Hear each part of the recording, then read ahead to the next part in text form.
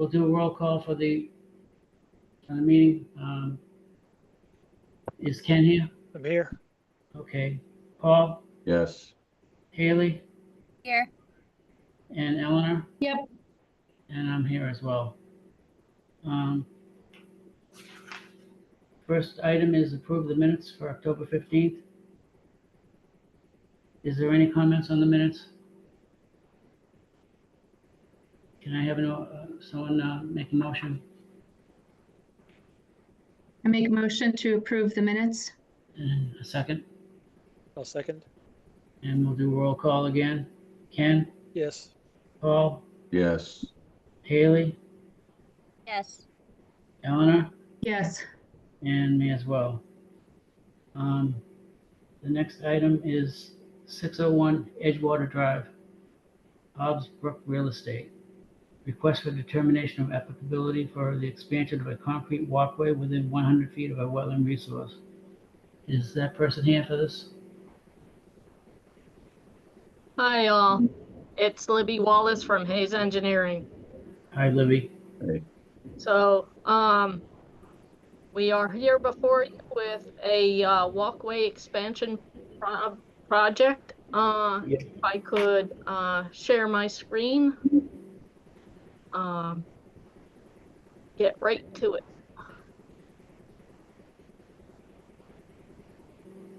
Yes. I think Ken is probably doing that for us. Should be good. Let's see. There we go.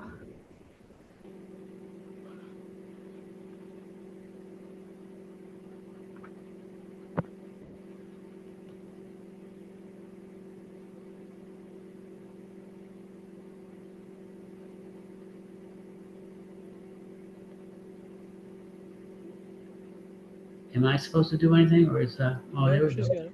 Oh, yeah. It was saying that I couldn't share, but now it does. Okay. Can everybody see this Mass GIS map? Yeah. So we are talking about this building at 601, which is right here. This is Edgewater Drive here. This is 601. Our project is on the back side of 601. There's a detention pond right next to it, as well as a parking lot and parking garage. So looking at the building, this is the back side of 601, and our project is right over here at the corner of the detention pond. This is the detention pond, and this is our little section of proposed walkway. So our project is to expand this walkway in order to allow delivery people an easier way to access this walkway along the building. Right now, they come off the parking lot into this rather narrow walkway, come up this concrete pad, and make a sharp turn if they want to go to this door here. And turning radius for delivery trolleys is kind of wider than this sharp turn here. Often they just cut across the grass. So what we're proposing is to add a triangle to fill up this area here, and then expand a short section of walkway about 5 feet out. This is an existing conditions plan, and this is the building we're talking about. This is the walkway from the parking lot and the concrete pad here. And you can see that the turn to the office door is really tight. The delivery people keep cutting across here. We also have a number of irrigation controls here, which are right next to the walkway. And we have the detention pond right next to the building here. Continuing on to the proposed plan. Again, this is the walkway from the parking lot and the existing walkway along the building. What we're proposing is to add about 92 square feet of concrete just to make this turn a little bit easier for the delivery people to reach the entry doors along the side. What's going to happen is they're going to remove the grass turf that's in here. All of this is grassed right now. And they're going to lay down the concrete around the irrigation controls. Going to adjust the controls to the height of the new pavement and put heavy-duty covers on there and integrate those into the new walkway. So basically, it's going to allow the delivery people an much easier way to get around.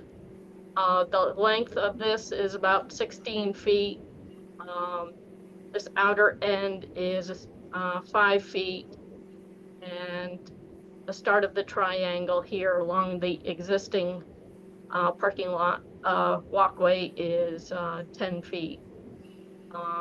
To mitigate this, we're proposing a 92 square foot planting area. We have made suggestions as to plantings contained in this little table over here. Things such as New England aster and ferns and Joe pieweed and sort of native plantings. To give you a better idea of this is the walkway from the parking lot. There's that wide concrete pad there and the loading zone right next door. And a long-range view of the area of work, which is in here. These are the irrigation controls. This is our target door, which we're trying to make deliveries to. So essentially, the delivery people will come up from the parking lot and have a nice turning radius to the door. This area will be expanded. So this is the area, pavement area here. You can see it's all grassed except for the controls there. This is the walkway. I assume those controls will be level with the new walkway surface then? Yes, yep, they'll be lifted up, given a heavy-duty cover, and integrated into the walkway. And there's another view of it. This will be the triangle of concrete. It will go along the controls and then come back to the walkway. So it's just this 92 square feet that's going to be cleared of vegetation and installed with concrete. How close to the edge of the bank for that pond is it? The edge of bank is not far from the edge of this tall vegetation. This all is pretty much on the slope. I'm glad you asked, because another part of our proposal is to try to clear out some of the invasive species that are in here. There's bittersweet and Japanese knotweed and other invasives mixed in with the vegetation here. So what's going to happen with those is we're proposing just to cut those plants down to the ground and keep managing it by cutting a few times a year.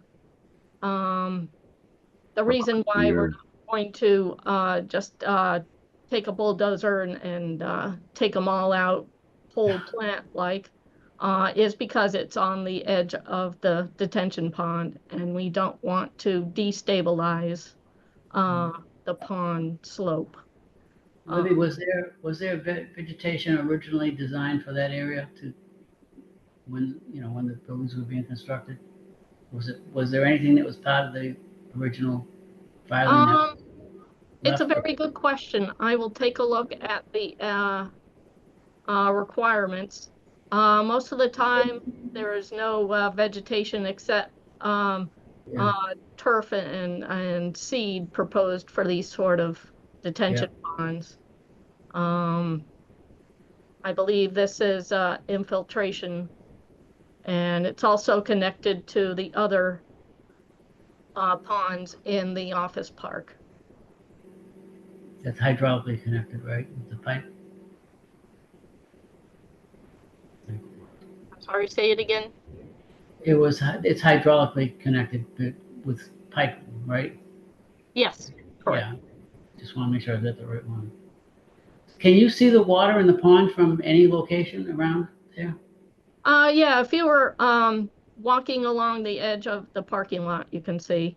Maybe one of my photos. No, I didn't include it, but yes, you can see little pockets of water. But the vegetation around the pond has not been managed, so it's very thick. Yeah, looks healthy. Okay. Does anyone have any questions? I'm just thinking can you hear me okay?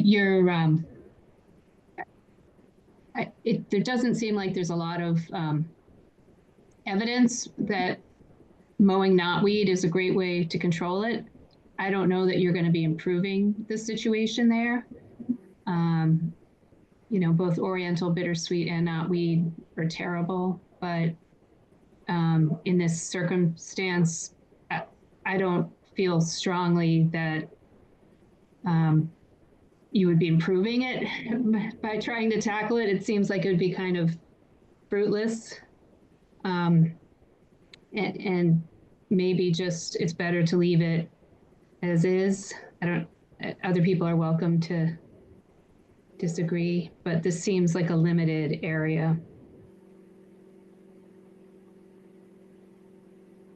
Well, it's a retention pond, and I suppose whatever is done should not interfere with that being a retention pond.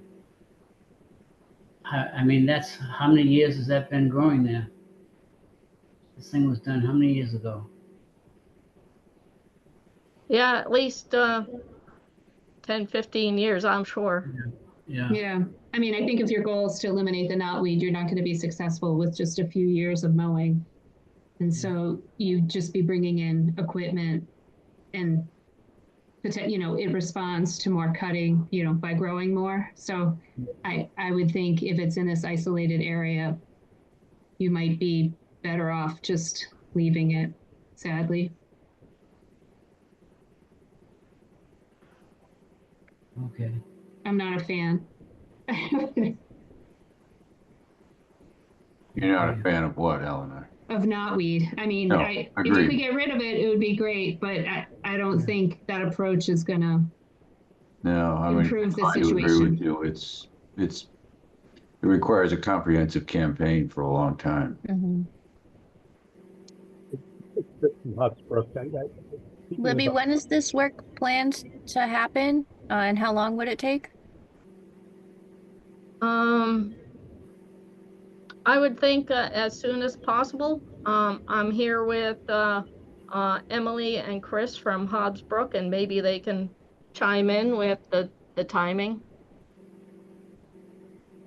This is Chris from Hotspur. Can you hear me? Just barely. Barely, yeah. Let me see if I can do it. I can help this out. So yeah, hopefully, if things go well tonight, the plan is to try to get this done this year, just to try to beat the winter season. If not, it would be done in early spring. How long do you think the work will take? It's a fairly small amount of work, so I can't imagine more than a month by the time you have someone out to reset the sprinkler wells up to the proper elevation, put some containment out there to protect the edge of the retention pond, and order up the concrete and all, form it out and everything. Thank you. I'd like to ask a question.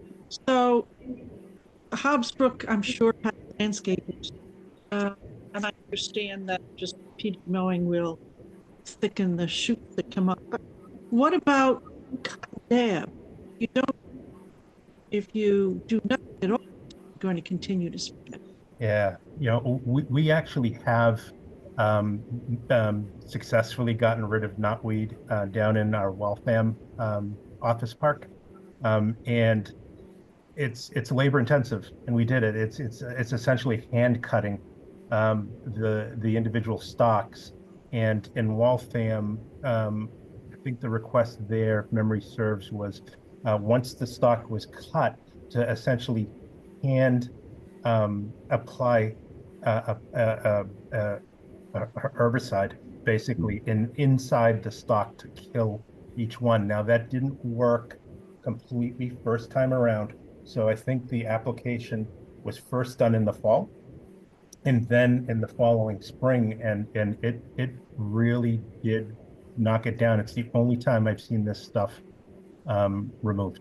But you're right, I think coming in with equipment and just cutting it down just makes the stuff stronger the next time around. Mm-hmm. Okay. Are you willing to commit to a program like that here for getting rid of the knotweed in this area then? Or? I think so.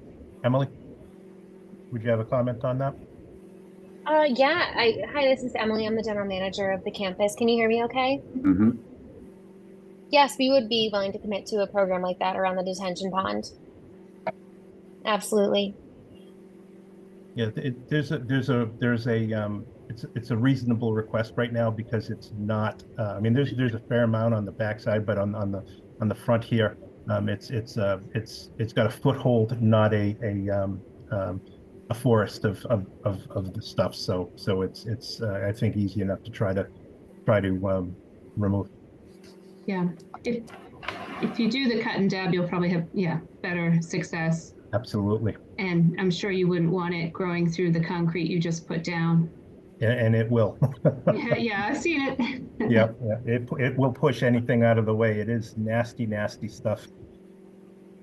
Is the cut and dab, though, maybe Eleanor, maybe you know this from your research, is that okay, being so close right up against the water?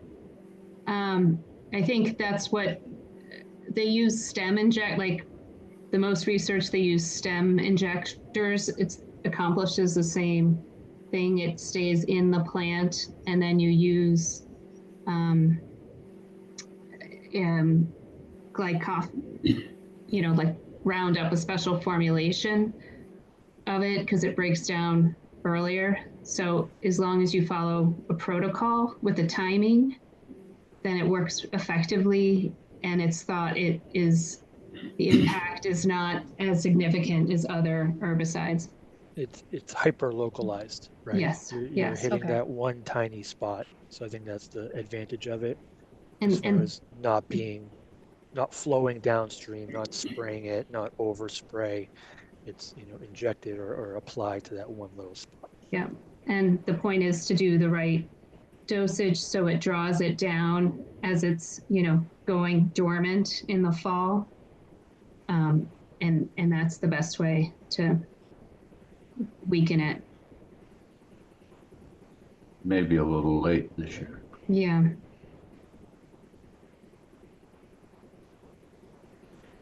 Okay, does anyone else have any, does the public have, anyone from the public that's here for this have any questions? No one here. I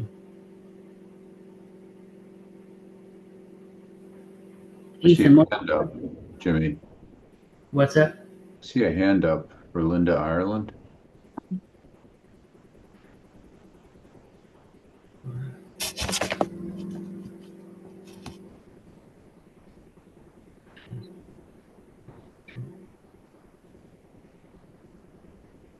Hi. I was just going to say, I think there are formulations of glyphosate that are approved for wetland use or use close to wetlands within the buffer zone. Those formulations and the protocols would need to be followed.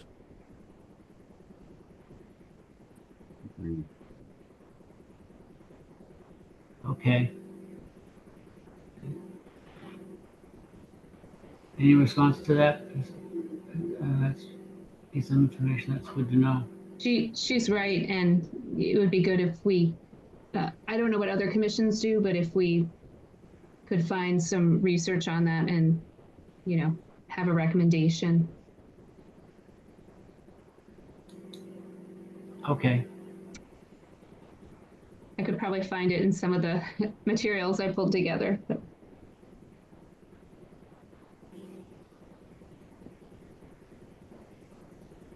okay, so,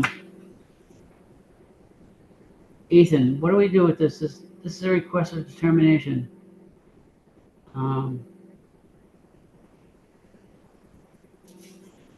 How do we do this? Is Ethan here? Make a Yeah. motion for a negative.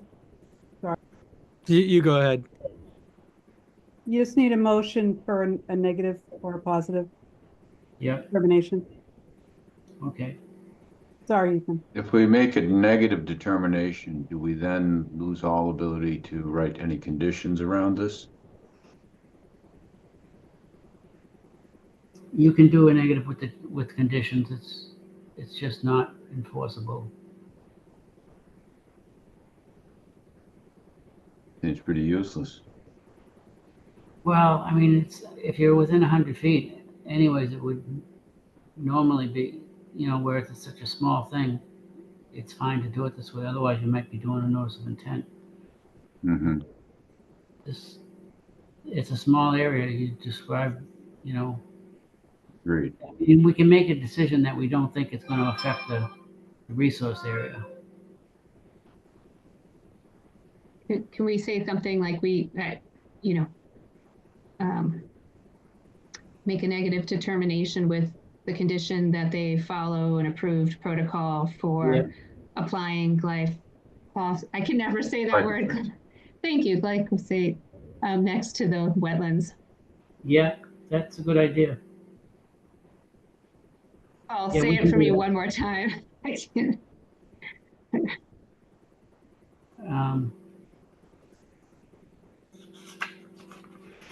Is someone? Are we waiting for someone to craft a position here? Do I say I make a motion? Yeah. Well, what is the procedure here? We have to do a vote first. We'd have to do a vote for a negative declaration and then condition, and including conditions that we Right. discussed, right? And maybe if we can get Ethan to write down what the condition is. Yeah, if you could just sort of give me a couple lines of what you want that condition to be.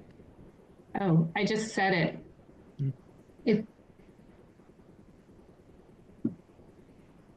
We do Yeah. record the meetings, and negative determination of applicability with the condition that the applicant uses an approved protocol for applying glyphosate next to the wetlands To remove knotweed to and remove, yeah, knotweed and Sounds other good. invasives. other invasives.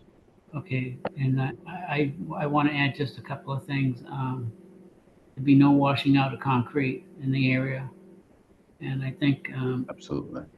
I think we probably should put some type of area between the top of bank and the work area that you, whether it's wattles or something. Agreed. Other than that, I think it's not going to harm any of the resource areas. Oh, Libby, was there a plan to put protection barriers around, again, between the work area and the wetland? Actually, we did not include that in our plan, but yes, we will do that. Yeah. And I'd like to ask a favor. When you decide on what the approved protocol is, could you send that information back to the office? It'd be good for us to have that in the file. are you talking to me? Or are you talking to the applicant? Whoever makes the determination or information as to what exactly is an approved form of herbicide, I think it would be good for the conservation office to have the information in the file. We could use that again and again. Mhm. Okay, So whoever has it, if you put it in the office, I'd like to keep it for our records. okay. So we'll make that a condition that they get the information to you. Oh, yeah, that's good. Thank you. So we've got like 3 or 4 things to get that information to you um, to put not wash out the concrete trucks right in that area. I don't know where you'd wash it, but and don't wash it out in the catch basins. And some type of barrier. Erosion control on top of the bank. I'm sorry, what? Erosion control at the top of the bank. Yeah, erosion control at the top of the bank. And it's so flat it could Or almost top be. of seat. And what else do we have? Was that it? Yeah, I've Did got you- those 4. Okay, so we have a motion. Can we have So that- Ethan read it back just to make sure we got it all? Okay, Sure. go for it. So negative determination with 4 conditions, one being the application of the glyphosate. Another one following that procedure and forwarding that to us, that exact procedure that you're doing. The erosion control on the bank slope, and then not washing the concrete into the basin. Okay, I'll second. okay, all in favor? Ken, Yes. Paul, Yes. Haley, Yes. Eleanor, Yes. and I'm in agreement. Okay. That's done. We're gonna move on because we're late. 39 Grafton Street. Thank you all. Yep. Thank you. Thanks, Libby. Have a good evening. You too. This is something I think I want to see. Is my Bill here or anyone? Or So Bill's not here. I'm Tim Wilson from the okay. Town of Wakefield DPW Engineering Department. I'll be presenting the RDA on this plan. Okay. Can I share my screen? Yep. So can everyone see that? Yep. It went away.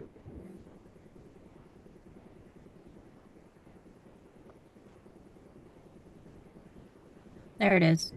Yep. All right, so essentially, what we have here is the drainage out on Grafton Street.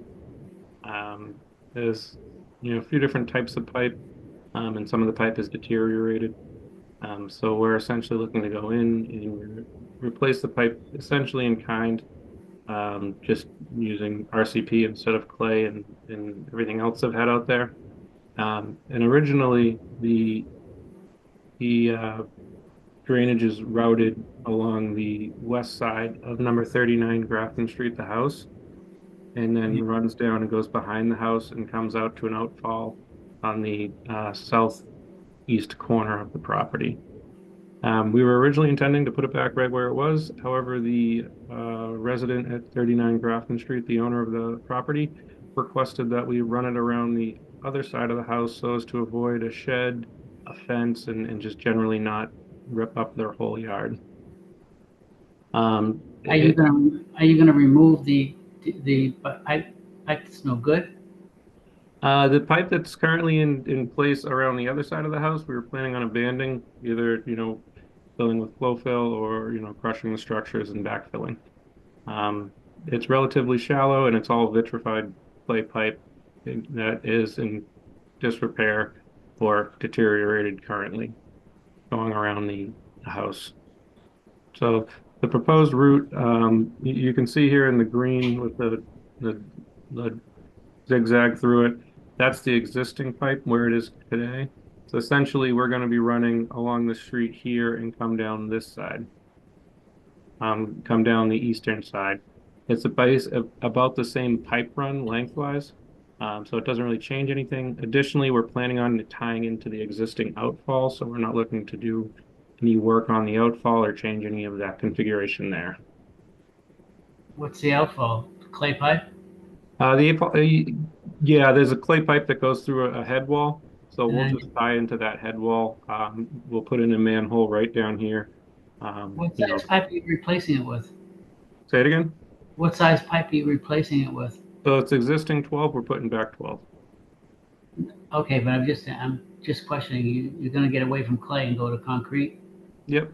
Is it the same size pipe? Yes. Not that it has to be, I'm just asking. Yeah, no, it's the same size pipe. We are not looking to upsize anything on this pipe run. We want to maintain the same flow and everything like that. We're just looking to replace the deteriorated pipe with something, something in good shape. So you currently have the pipe discharging in two locations? No, that's No, not right. one location. Yep, it all discharges right down here. Here, I'll try to zoom in some on that. So there's a little outlet structure, a little head wall type deal right here that it currently outfalls to. There's a second pipe at that outfall that comes from Grafton Street, but we're not looking to do any work on that pipe. So you're gonna abandon the old pipe? Yeah, the old clay pipe coming around the western side of the house, we're abandoning that where it So is. I'm trying to figure out, are you gonna end up with two inputs into this wetland? Nope, no, it'll be the same conditions as it is today. So today, at this outfall structure, there's currently a 12-inch pipe that comes in outfalls here, as well as a 24-inch pipe. We're looking to tie right back in right here to that 12-inch pipe so that it's the same configuration. Okay, and then the other pipe, we've got the green squiggly line, that's Yep. another input, right? Nope, that'll be abandoned.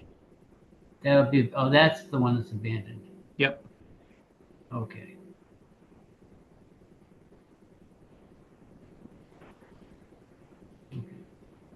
And you've checked and there's no problem with flow or anything like that, right? When you put this pipe in, is it the town property that you go to, right to the property line, or Say that question again. where is the property line in relation to where this pipe is? The property line, the existing pipe is right here on this property line. Okay. Right. It's not town property. It's owned by 39 Grafton Street and the house behind it. However, it's all within an existing easement. Mhm.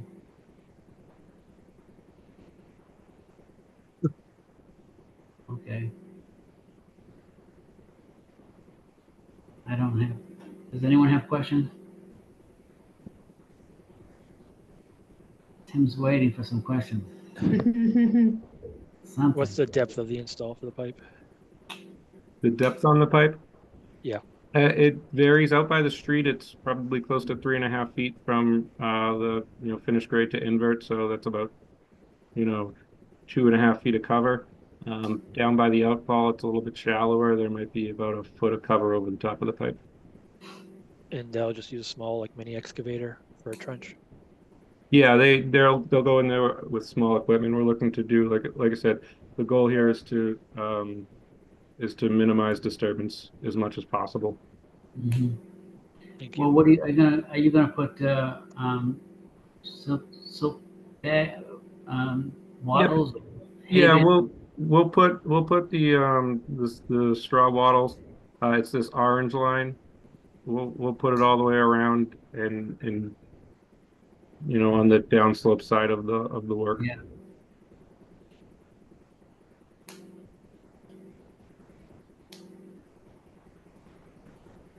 All right. I don't have any question. This is something you were gonna do right away? We don't not totally sure on the timing at this point. We were originally looking to get it done this year, but it's getting really late in the year to have it done. So Okay. Did anyone wanna go look at this then? Is the excess time to do it, or does anyone interested? Did I get a Is yes or this- no?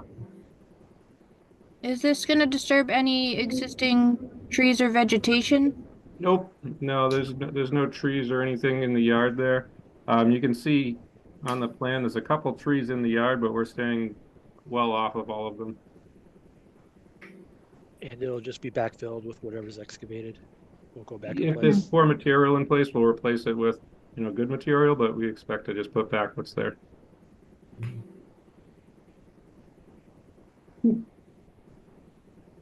It looks like it's a good, it's not right next to the wetland.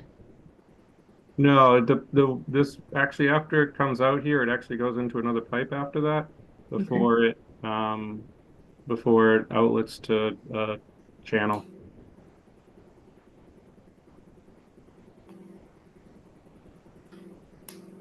Okay, what's the opinion here? What are you thinking about? Negative or positive?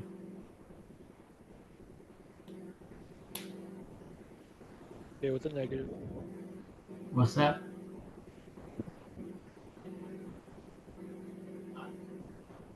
Someone's gotta say something. What do you want? A negative or a positive? A negative with conditions or? Do we foresee any reason that there'd be adverse effects on the wetland? No. The project didn't change any of the hydrology at all. It's really just a reconfiguration of the route that the water is getting there for the runoff. What, just for the heck of it, what does it do? Run down what does she have there that the water's destroying? Say it again? What's that? You said, what is the water destroying? Yeah, what's the concern with it's just that the pipe is old and it's not, Yeah. There's there's flooding on Grafton Street, but and when we took a look at everything, we can't really upsize anything there, but we did, in our investigations, realize that a lot of the pipe in the area is in poor condition. So it's really just maintenance. Like I said, originally we were planning on putting it right back where it is. right, The resident just preferred that we go on the other side of the yard to yeah, minimize yeah. disturbance. Okay. Um, I can say that I'm happy with this. I don't see it being detrimental. Motion for negative determination then? Yeah, that's what I would say. Yeah, I'll second that. Haley's making it. okay. All in favor? Paul, Yes. Ken, Yes. Haley, Yes. Eleanor, Yes. and I'm okay as well. I think that's it. Thank you. Okay, thank you, guys. Okay. This one here is interesting. 0 Oak Street and 0 Montrose Ave. Melrose Ave. Melrose Ave, I'm sorry. Yeah. Me? Request for determination. Yep. So I'm Nathan again with the Town of Wakefield Engineering Department. So do I have permission to share my screen as well? Yep, go for it.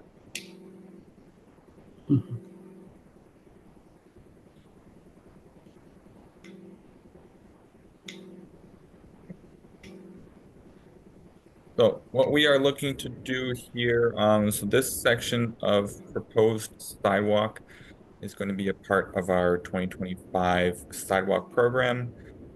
It was a request by a resident to improve people walking from Melrose Ave to have them a safe crossing across Oak Street.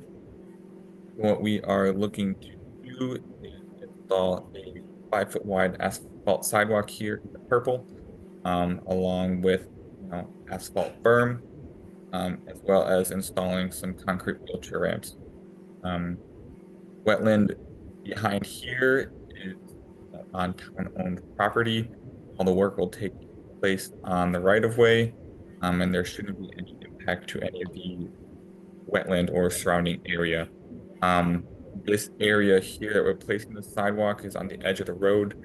No bushes or trees will have to be removed. There is a lot of dead leaves that have just like piled up in that area, but there's no significant plants or any again, shrubs or bushes there.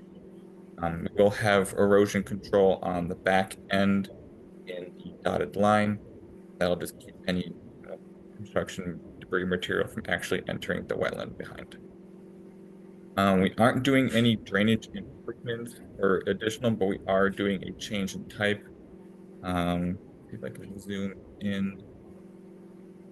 We have an existing catch basin that is off the side of the road. So we are going to change that catch basin to a drain manhole, which is essentially just removing the catch basin grate, putting a drain manhole grate on top, and then we'll be installing a gutter inlet off to the side to feed into that new drain manhole. So all the water that's originally going to that catch basin will go to this new gutter inlet and still feed to the same basin there, and it all eventually gets to an outfall in the wetland.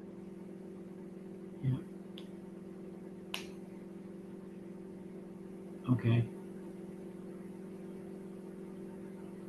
Well, let's see. Is that sidewalk going from that corner all the way to the property? Oh, sorry, I see it now. It goes all the way to the property. And that's, Jimmy, that's one of the properties we looked at recently. That's what I was thinking too. This property, 129 Oak, I believe there was some research going on into it that they had paved this section a while ago. The previous owner had done that, and they had done some improvements or some filling in of an area here. I'm not 100% sure of what came of that or what was decided, but I know that that's something that has been looked into by our department.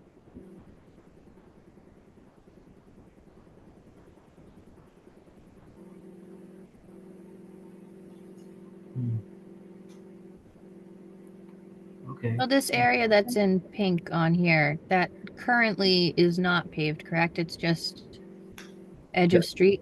Yep, there's no curb or pavement there. Yeah, it's just edge of street.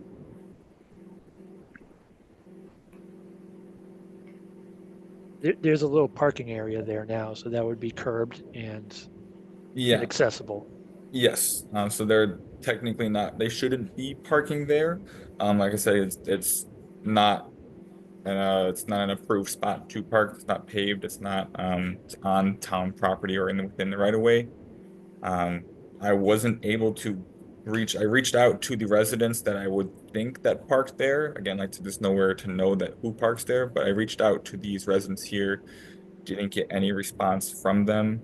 I left my information on their doors, still didn't get response. So the idea was to maybe see if we could look to keep it, but again, it's not technically allowed for them to park there, and we didn't get any responses. So that's good to highlight that there won't be cars parked right up against the wetland over there. Yes. Is this like the first section of many? I mean, because this is the only piece of curbing you'll have in the whole street, is it? What was that? Is this pretty much the only curb and sidewalk on the street? Yes. Okay. That will be installed. There's on the other side of the street has asphalt sidewalk and asphalt berm, but on this side of the street where we're proposing, there's occasional spots where there's some berm, some places without berm, but there's no sidewalk or berm in this area that we're proposing to do work. Okay. How far is it from the wetland, did you say? Maybe 20 to 30 feet back. So the back of sidewalk is going to be 5 feet off the back of road, off the edge of road. And then, like I said, it's maybe 20 to 30 feet until you actually start getting to the wetland. This area here, like I said, that we're doing the work in is a lot of just dead leaves and stuff plastered to the ground, not a lot of bushes. But once you get to, like I said, maybe 5 or 6 feet beyond the sidewalk is when you start to get some shrubs, and then a little bit on past that is when you start to see the actual wetland and some standing water. I think we might want to just take a look at this, Jimmy, because it is, I don't know, just looking at Mass Mapper, the wetland does seem like it comes right up to the street here. And I'm thinking, I don't know, I think that corner actually, I can't remember if that's the one I've seen that has a lot of knotweed that kind of, can be a visual hazard. So I just don't know the area, but it is very close to the wetland that it's worth just taking a look, because it will need be salted, right? Yeah. You got to keep it clear, and we do like to use a lot of salt in town. Yeah, that's true. Just to confirm, there's a sidewalk on the other side of the road, right? So if this is installed, it would be kind of a little remote section of accessible sidewalk. Yes. So there's sidewalk on this side of the road already, but there's no good way for residents from the Melrose neighborhood to get across the street safely. Gotcha. So we're adding in this little section. We would have liked to put a crosswalk right here to just minimize the amount of work we had to do. But farther up the road, there's a curve and a hill, so sight distance doesn't allow us to put a crosswalk there. So we had to move it down a little bit farther to make sure we had adequate sight distance for a safe crossing. Great. Thank you for explaining that. Very helpful. Yeah, Eleanor, to what you're saying, I was looking into that as well. I brought it up on like Google Maps, and I know from driving by that area there is quite a bit of knotweed there, so that would to be thought about as well when pairing up and grading that out and stuff. Trying to think about what we're doing with that knotweed there. I think it could potentially not be a safe place for people to cross. That's what I'm worried about. And, or that's one situation, or, that knotweed starts growing through your asphalt there. I think we should just go take a look. Okay. Yeah. Okay. I had just one quick question. Is that wetland, what's feeding that wetland? I believe it's just a standing wetland. I'm not sure exactly if there's anything feeding it. I know it does kind of extend across the street of Melrose farther up. But as for what's feeding it, I'm not quite sure. I know the water from this I believe I believe it takes some of the neighborhood coming down Holland Road. There's a couple of catch basins in the roadway here that then actually outfall over to that corner by, I think it's 129 Oak. I don't know the full watershed. I don't believe it, but I do know it does take some of the area coming down from Holland onto the roadway. Okay. All right, so we're gonna do a site walk, I guess. Yeah. So let's get a time together for that. What's? I'm out of the country this weekend, but if other people do the following weekend, or if you guys want to go ahead. No, we can do the following. Just give me a time and a date. I'm okay with almost anything. Following weekend is 16, 17, and 16's town meeting at 8 a.m. Oh, yeah. So that's Sunday then, right? That would be a better day. Sunday? Yeah. Sunday If the town meetings. 17th. Yeah. We do like noon? Sure. Did you say noon? Yep. Okay. I'm flexible. All right, Nathan, to you. All right. That should be all. So, I'm not available at noon. I could do earlier, 11 or 11:30, but no later. Can we make it 11? Yeah. 11 would be okay. Okay. I won't be available then, but I can always swing by another time. Okay. Yeah, I'm the Oh, same, no. Jimmy. I can't go, but I can walk by it. It's very close. Okay. Yep. All right, so we're gonna keep this on the agenda for next week. Next. And then I'll pass this along to Bill and see if he's available for the site walk as well.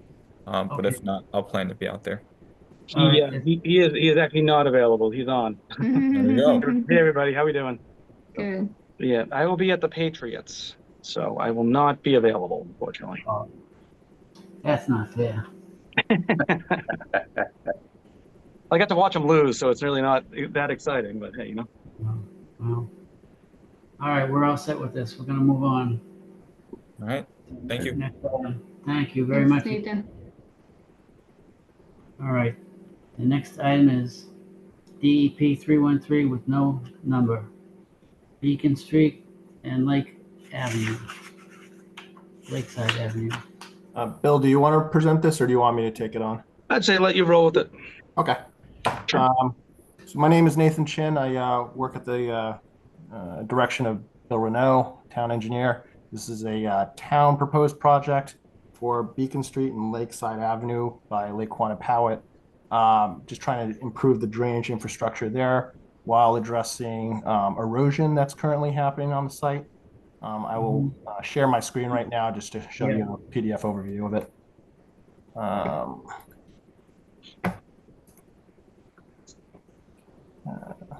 Anyway, everyone can see that right now. So here's just a colored plan of the site. We have Beacon Street here and Lakeside Avenue, which runs perpendicular to North Ave. And over here on the right, we have Hall Park. And surrounding the area here is multiple cemeteries, historic cemeteries, as people are aware.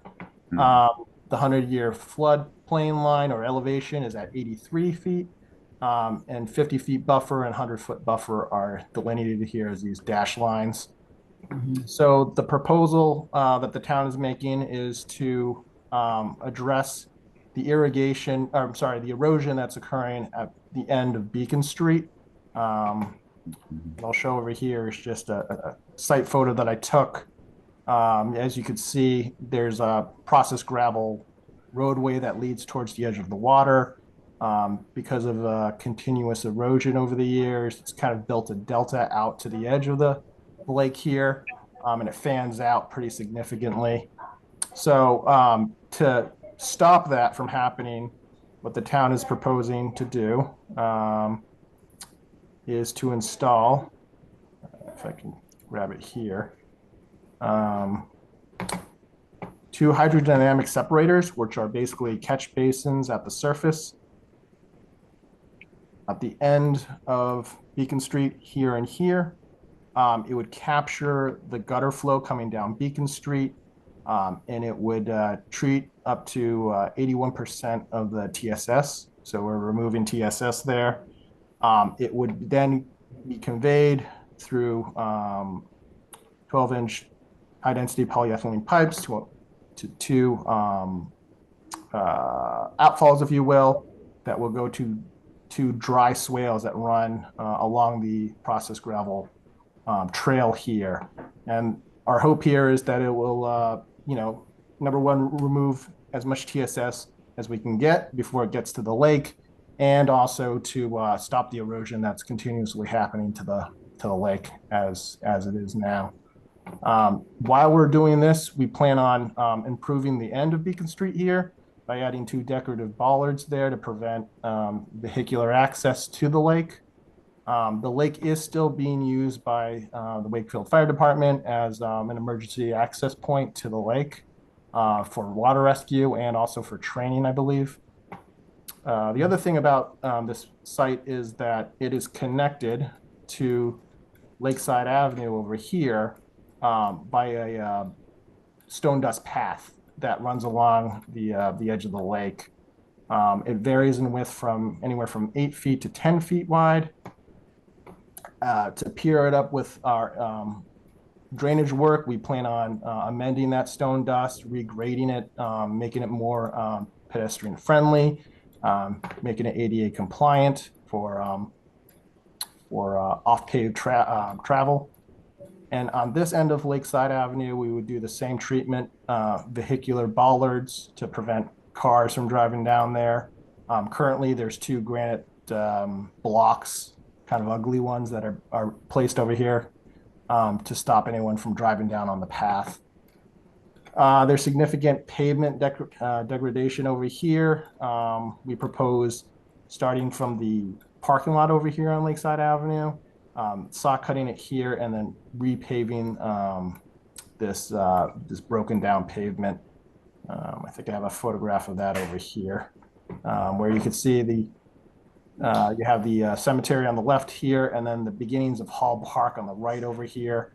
But you can see the pavement's just in really poor condition.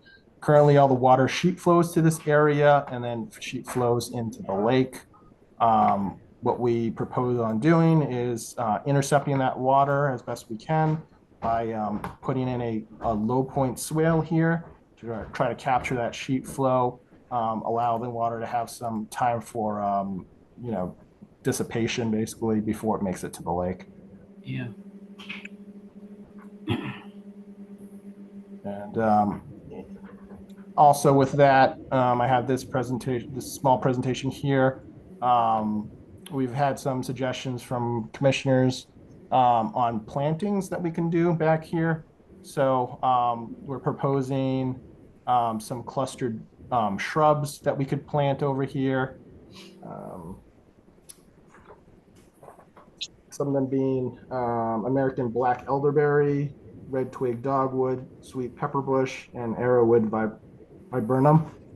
And then also having some conservation seed mix that we would either hand apply or hydro seed along here as well, just to restore some of the vegetative growth here, flanking both sides of Beacon Street and over here on Lakeside Avenue as well, after we reconstruct the roadway.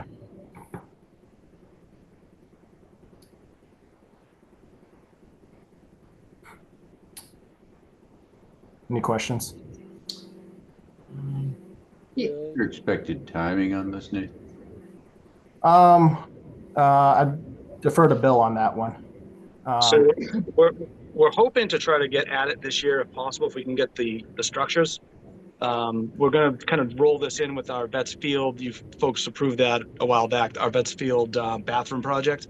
So the contractor will kind of roll all this work into one because we're already going to be in the area. So, so that some of that work will start this year, depending on which phase, and it's either going to be, kind of towards the fall and late fall, early winter, or spring of next year. So we'll leave it up to the contractor on how he wants to do that. I presume the revegetation will wait until next spring. Well, yeah, we wouldn't be able to make that, obviously. Right. Will any of the work be closer to the lake than the existing conditions? No, none of that. None of that's closer. We're actually narrowing the paved surface because we have the new swales going on either end of the the gravel section. So we're narrowing in the gravel section from what we have today. And really, rather than putting a point discharge, we're doing the swale to kind of let that dissipate into the lake at the end of Beacon. And like Nate had said, we're going to do the current path is between 8 to 10 feet. We'll make it a standard 8 feet. So that'll be our game plan. So nothing's moving and encroaching closer than it is today. I would say the path piece, from on the lakeside right away and at the end there, essentially that's just kind of more of like a maintenance thing from what we already have that's there, just kind of regrading it. And like Nate said, trying to get, better ADA access and that type of thing. So what will the end of Beacon look like? Will that turn into stone dust? Or, yes. Now it's gravelled up because of the old ruts and it's just, a bed of gravel. So is that going to be stone dust? Stone dust compared to the walkway? Yep, exactly. Yep. So sorry, I missed that. So at the end of like this plume, you're just putting down more stone dust? That was the intent. Okay, so straight away. And you don't think it'll wash into the lake? Well, we're grading it so it goes into the swales. So that's the idea. Okay. So we're not expecting that to happen. Okay. But again, if that becomes a problem, we can figure out another treatment if that becomes an issue, but we're not expecting it to be. Okay. Can you describe the hydrodynamic separator a little bit? So you get these a lot, that comes in on different projects when the folks can't fit like a 4-bay and like, some type of detention basin. So it's essentially just kind of creates like a vortex, which has all the sediment and the TSS all drop through. And if I remember correctly, I believe usually what these things have the inlet in lower than the outlet. So that also helps with the hydraulics and to settle out the TSS. Great, thanks. I don't think these details were in the plan that I saw. So thank you, appreciate it. Sorry about that. Nope, don't be. No worries. It's under the detail sheet at the end of the plan packet. It should be the last page. Bill, can you pull up the plan that you had, like the diagram that Nathan was showing? I think that this one. Yeah. So if you go, I guess the area I'm kind of concerned about is, and I went there in person to just look at it because it all sounds good on paper, and then you kind of walk in person and see, and along that path from Beacon Street to the right where the big stones are, it's like a dirt walking path. Yep. The path it's very, very close to the lake, and there's a canopy of trees, like probably some of the oldest trees in Wakefield, that kind of come up and make it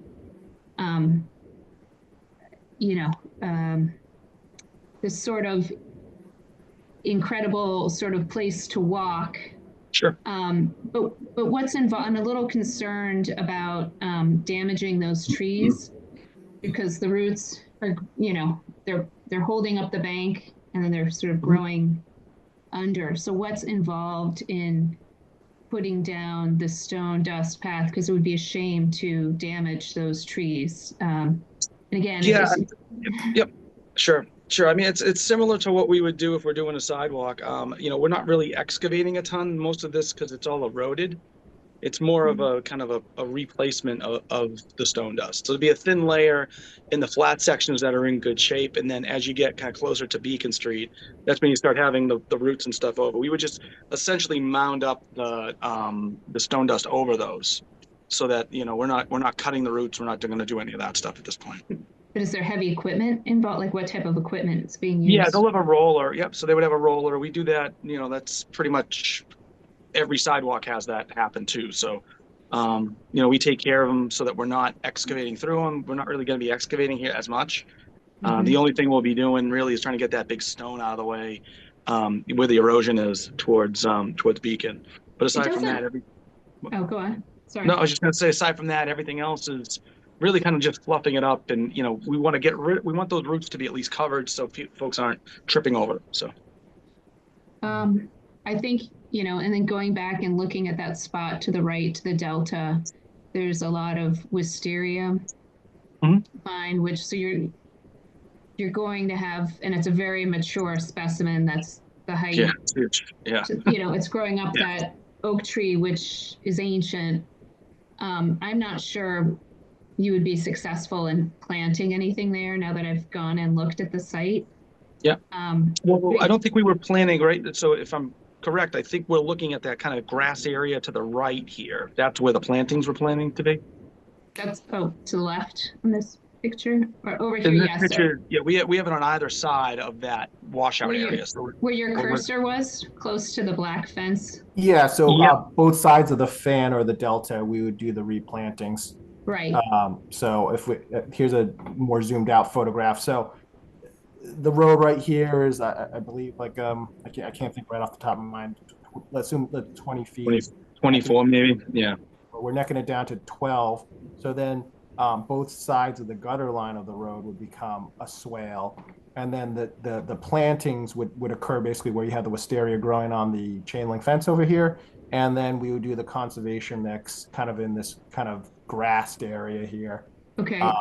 So that's the end here on Beacon Street. I think the wisteria vine you're talking about is over here somewhere. It's right there. Actually, you have the picture. That's it. That's it. Growing up this giant, probably the biggest oak tree I've ever seen in Wakefield, right there. Yeah. And then it's spread out and growing along the ground like a ground cover.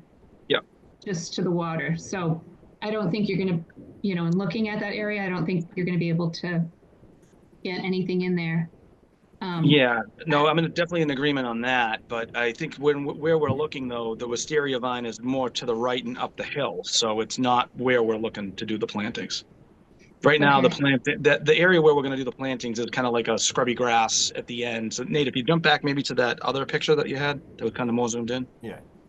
So this scrubby grass area. Yeah. And then to the right, you can see kind of where that, like right there. Yeah. So those are the areas where we're planting. So the wisteria is not in that. My concern on if we're trying to get rid of that, obviously, is the erosion potential for the going down on that hill to back down to the lake. So I'm happy if we think we can kill it and we think that it's going to be stable. I'm happy to look at trying to get rid of it. But that's my concern. So if we're thinking of moving forward with like a decision, I'd ask maybe that we do an invasive species plan with Ethan and kind of him and I kind of figure out what we think is the best approach. I think this area might be historic. It's right next to that the cemetery is on the National Registry. So I think we should go and look at it in person because it is a narrow space, and just to see what's there. I share your concerns, Bill, about disturbance, and I think we have to go look at it. I'm not sure it would ultimately be successful to do that invasive removal. But again, it's more the space and not losing those trees due to construction. Yeah, I wouldn't expect the trees to be impacted. I mean, we do keep in mind, we're doing like all of our street trees as we're replacing sidewalks, installing new sidewalks, doing all that. I mean, we're working around roots like that all the time. So this isn't, really new to us. Yeah, the trees die. Go on. Here's another photograph I took of the path here. So as Bill was mentioning, this is more of an erosion issue where just all the foot traffic and the decades of just not maintaining this trail. So in terms of fears of ripping out tree roots, like for example, in this situation, we would be adding stone dust, not removing it. So, I don't think we're impacting the root system here. And there are some other sections. I don't know if I have photographs of it. But you where, would be, Before you move on to the next picture, sorry. go back. yeah, go ahead. Yeah. So, like, if you're building up the stone dust there, what's gonna contain it or keep it from eroding and sliding down that slope on the right? So the photograph. Yeah, well, we're pitching it towards the fence, so it's not going to be going down towards the lake. Our intent is to have it stay towards the cemetery side. So we're almost going to wedge it a little bit here. Yeah, exactly. Yeah. And then we'll also, as you can see on the plans too, we're putting down fiber rolls along here as a protection, a barrier there. So with those two things, you know, we don't anticipate erosion off the bank there. Are you suggesting the fiber rolls are something that would stay in place? Typically they do. They decompose it on, like you're supposed to leave them there basically to decompose. Thank you.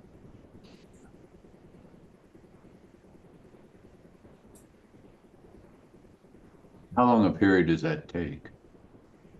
The decomposition? A couple of years. Okay. Few years, yeah, somewhere in that range.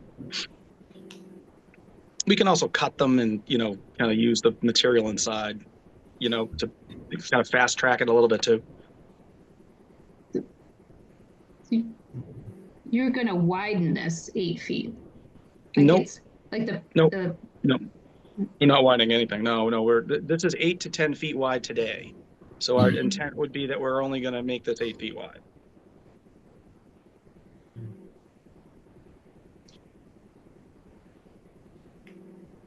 And where does the property line the fence for the cemetery? It's right on the line?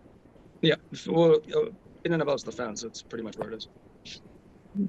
So this is the town right away right now. That's what that is. So we have the trail in technically Lakeside Ave. The right of way for that extends down here through this. Can I assume the fiber rolls and the silk curtain will be removed after the project's completed at the end of Butler? At the fan? Yeah, at the fan it would, yeah, for sure. Yeah. Yeah, we can do that. I think that might be a question for Elaine or Ethan if all of this should remain. You know, I assume the curtain's got to go, definitely, but I don't know if it's worth it keeping it at the end there. Yeah, I think it would be good to remove them at the end there because those will just get eroded a lot faster. Won't have much use as compared to the ones on the stone dust path. Yeah, I mean, to Eleanor's point though, too, we may want to keep it at least for like, you know, 6 months or a year afterwards, just to, in case there is a potential for erosion, that would help us. But like I said, I'm not really expecting that. If something like that does happen, we would end up with probably like a thicker gravel or something and remove and replace it in the future with town forces after the fact. But, you know, that would probably be helpful and a good idea as well.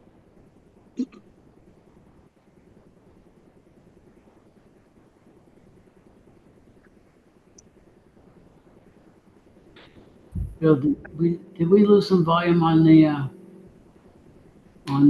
straightening of that curtain? Yeah, we will. I have a little, I amended it slightly, but the overall net will be a 369 square foot cut within the 83 contour. So 83 was over here. So with the regrading for the delta here, all these things with the triangle here, that's the additional storage, if you will, for Lake Quantapowhat. Where is it? The one with the triangles? Yeah, the triangles, that triangle hatch here, that's showing where the existing contour is and where we're pulling it back to. So it signifies, you know, a reduction. Oh, yes. Yeah. There's slight filling here, but I mean, comparatively, I mean, that's a 20 cubic foot fill. And then you can see all the cuts here that we have per contour. Okay.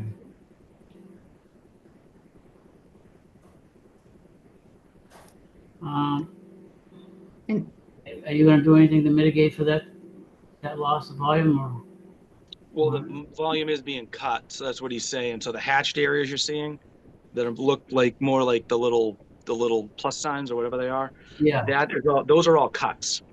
And then the dark section in the middle there, that's the fill. So small piece of fill, everything else is just going to be cut. Okay. Yep. So we're providing more flood volume, essentially, if you want to look at it that way. Okay. So in your, sorry, in your NOI, you mentioned doing a replication site. Where is that? Nate, you want to fill me in on that? Can you direct me on where it says that replication? I thought. Oh, so what I was saying is, you're talking about bordering land subject to flooding?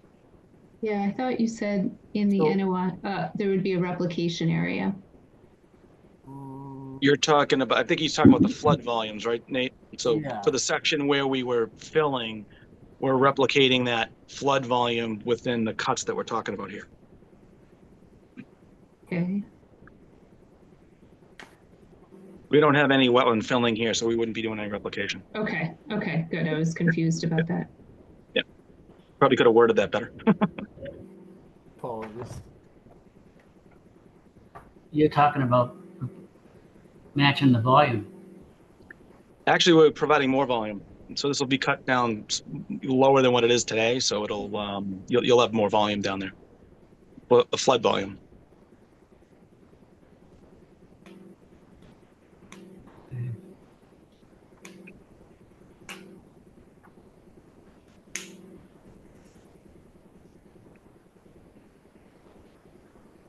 Okay, does anyone else have concerns there? Does Elaine have any concerns or Ethan? Elaine? No, I don't. And is there anyone out there? Yeah. We've got a few hands. Yeah, where are the hands? Oh, here it is.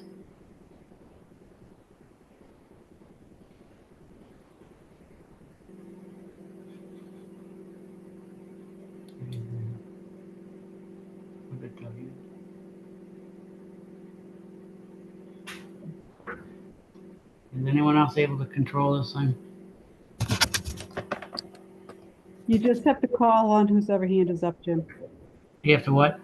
Call on whoever hand is up. Yeah, okay. Your hand is up right now, Jimmy. Yeah.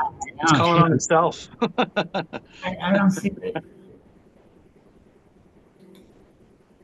I can call it up, Jimmy, and this is Yeah, call it up, no particular order, folks. So John Sophia. I can't find it. Please state your name and your address as well. Yes, my name is John Sophia, 6 Whittemore Terrace, Wakefield, Mass. Can you hear me? Yes. Sure can. I'd first like to wholeheartedly support Eleanor's concerns and perspectives. I think it's something that, engineering is full of parametric analysis, but historic character isn't one of those parameters.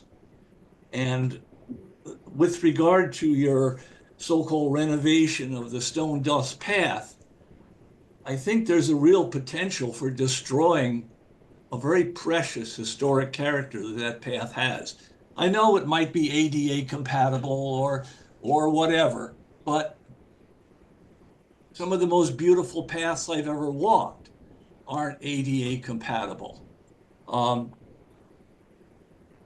Like I said, there's something in that path. If you've walked it on a beautiful day, it's not something you can describe in engineering terms. And I think Eleanor's concerns about preserving that character are very, very well founded.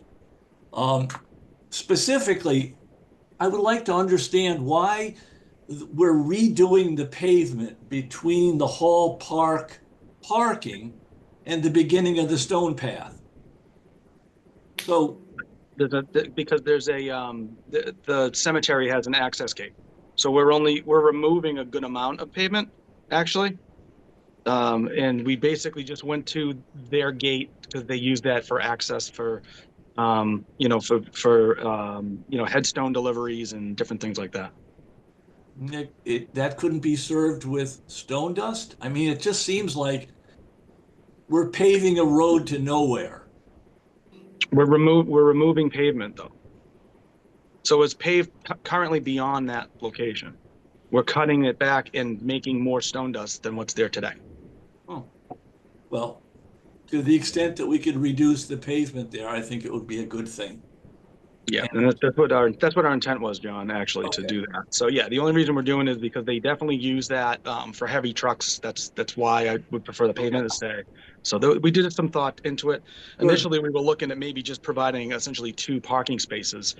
But you know, with that gate, we know that it's being used. It just didn't make sense for the cemetery. So Okay. All right. But as Eleanor was saying, I just think that there's having concern for the historic, unquantifiable character of that path that goes along the lake. I think that's very important. Thank you. Scott McCauley. I believe that Julie S. had her hand up before me. Sure.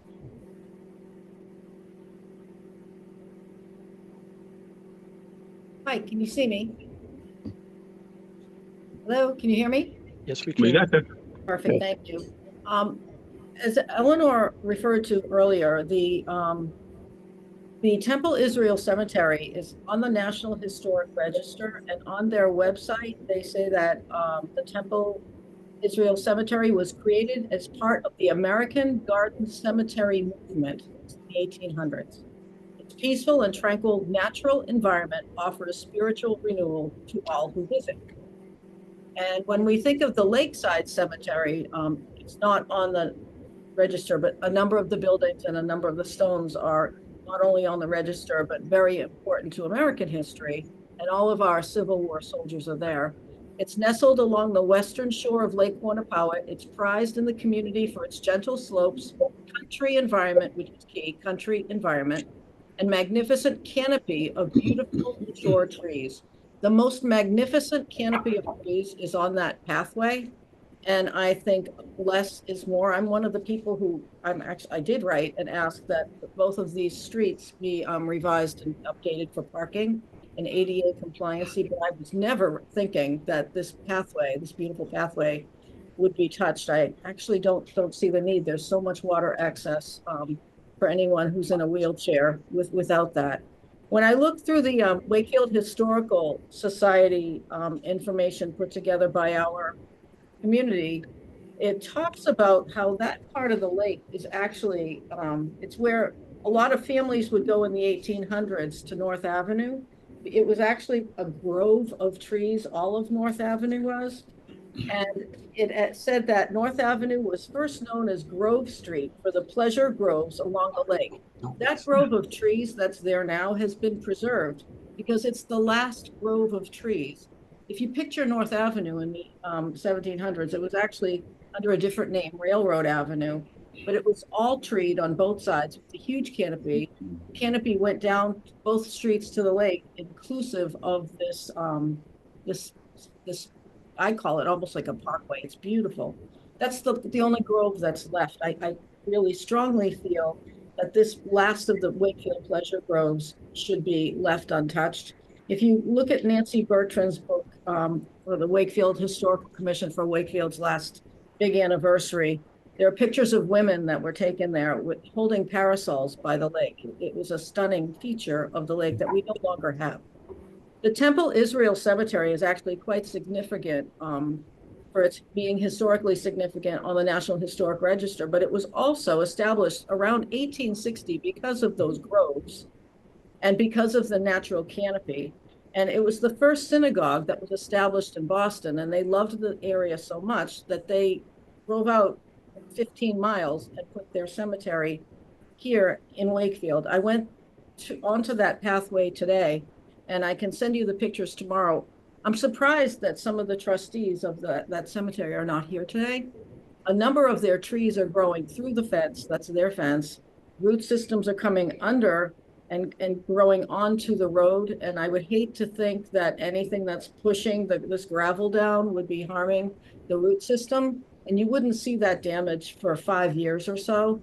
Again, I don't really feel a need to much update what's already there. Again, it's on the National Historic Register of Places. Can I interrupt? There are a couple other folks Yeah. from the public who would like to discuss as Yeah. well. So during the pandemic, I went there a number of times at about 4:30 in the morning to watch the sunrise. And I did not know that there are droves of people who go to that area in the springtime for bird watching, and they watch the sunrise. And you can see that there are fox that live there. There are all sorts of birds. There are eagles that live there. But there were people taking photographs of that area. It's terribly stunning. I hope that that walkway is left undisturbed. And I hope you guys decide to do a walkthrough before you do any vote. I hope the road work seems to be a good idea. I'd like to hear more about the parking, but I can email town hall about that. But I'd really love it if this area were to be left undisturbed. Thank you. I'm not sure if Scott or Linda are next. You can decide.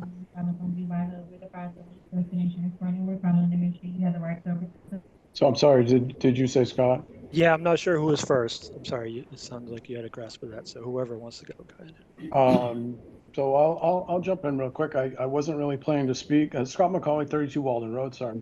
I wasn't really planning to speak on this evening. I was here to listen about the MBTA plan that's coming for you, and I hope you actually that you don't approve that. But in looking at this, I'm looking at some pictures. It's been a number of years. I can't even tell you how long it's been since I've been down there. But I recall from riding my bike through there in my younger years that the roots are everywhere, especially on this side of the path, and that the grade from the fence to the lake is in areas anywhere from probably 6 inches to 1.5 feet, maybe higher across the distance of that path. So I'm not sure how you're going to adjust the grade to pitch back towards the fence. Yes, you can see there, because that grass next to the fence slopes up probably about 1.5 feet right there. I'm not sure how you're going to slope the grade back towards the fence without cutting the grade down further on the fence side. And then how does that affect the roots that are coming through there? And then adding, obviously the stone dust that was there went somewhere, so it is going to erode. And then if the water is pitching towards the middle, it's going to get trapped and pool and puddle and freeze in the winter, which is going to be another major hazard for all the people walking through there. Adding that much stone dust in places traps the heat, and that heat will kill the roots that are under it. And no offense to Mr. Renault, I've seen the sidewalk work done in town, and when they come through and the sidewalk is pitched up and destroyed from roots, they just go in and they just cut all the roots out. So I hope that's not the case here, because no, that's for sidewalks that require excavation, though, Scott. So we cut those on purpose because it's kind of the same idea as if you're trimming a tree branch, right? You don't want to rip through it. If you rip through it, that's what causes the damage. Right. So we definitely do that as a policy, to maintain the roots and maintain the system. So I just don't see, with the elevation distance and the width and the amount of space you have and being that close to the lake, how you're going to manage to get an 8-foot path, pitch it in towards the fence without cutting into that slope at the fence. And I'm sure you've had it surveyed, because you had extensive surveys down through here. Yeah, definitely. Yep. The other surveys I can answer some of those questions if you'd like. You want me to answer, or? Sure, if I'm allotted the time, because typically we only have 5 minutes to speak. So I just wanted to make sure that I got my questions in. But go ahead, I'm fine. Sure. So, right now the path is 8 to 10 feet wide. So we're not widening it in any way. We're not even planning to cut into that grass area that you saw on that last picture. Okay. So we would be using that essentially as the edge of the trail to allow the water to flow towards, our drainage swales and stuff towards Beacon Street. So that's our intent. So we're not planning to, to trap water. We're grading it to drain. That's what we do. So, we're comfortable we can make this work. So has somebody like Dennis Fazio been consulting about the trees that are in here and the root structure might be affected by the gravel, or an arborist in doing this? Yeah, yep. I talk to Dennis on a daily basis, and him and I were down here with the fire department on yesterday, I think, or Monday. Yeah, and because the fire department needs the access, we want to make sure that our, Beacon Street section was wide enough for those folks to be able to get, their apparatus and everything. They have to get down there. So, yep, he's aware of what we're looking to do. And then what type of stone dust are you using? I'm not following the question. Is it a particular grade, particular stone itself? I mean, some stone dust has different alkaline levels, and it leaches into the ground. So you can change the pH of the soil and greatly affect the trees and structures depending on what type of stone dust you use. So that's what I was asking. So. Yeah, I mean, we're not doing a hard pack. So sometimes there's like a stone dust that has like the harder and larger stones in it. We're not going to do that. We typically use that like underneath our sidewalks. This is more of like a kind of a standard radiation stone dust. Pulverized stone dust to compact, yeah. Yeah, exactly. That's what I'm for, because it will leach pH. So just, you might want to check into the pH of the soil and the pH of the stone that you're using to make sure you're not way off, because you will alter the chemistry of the soil underneath it over time. So great. So I appreciate the feedback. Thank you.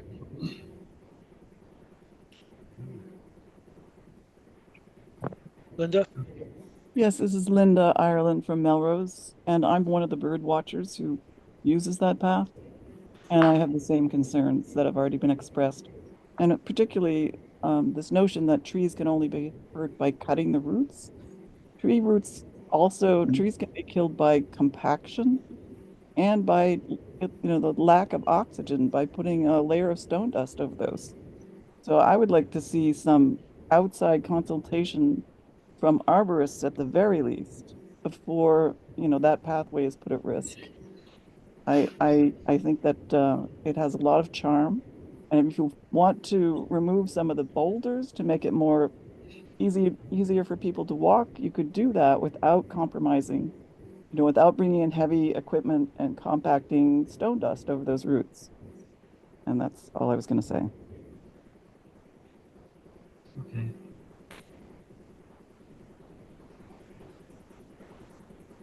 Is this something we're going to take a look at? I think we should do a site walk. Right. And we can do it at the same day. We'll do it after the other one. So it'll be afternoon, right?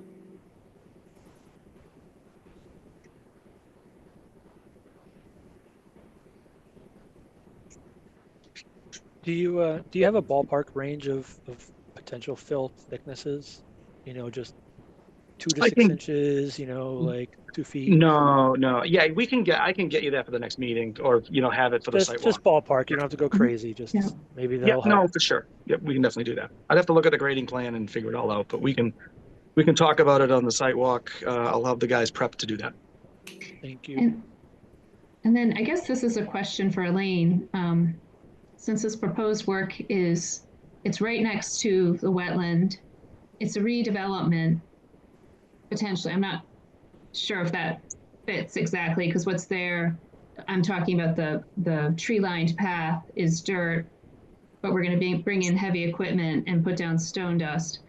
Is there a requirement to demonstrate that the applicant is improving the wetland with this work? You're talking about redevelopment, which is part of the riverfront area, but it's a lake. So you just create buffer zone standards. Okay. And then, Bill, sorry, can I ask two more questions? Of Two course. more questions. You talked about the apparatus going down to the lake. So will the fire department bring like its heavy truck all the way down to the lake, or are they on foot?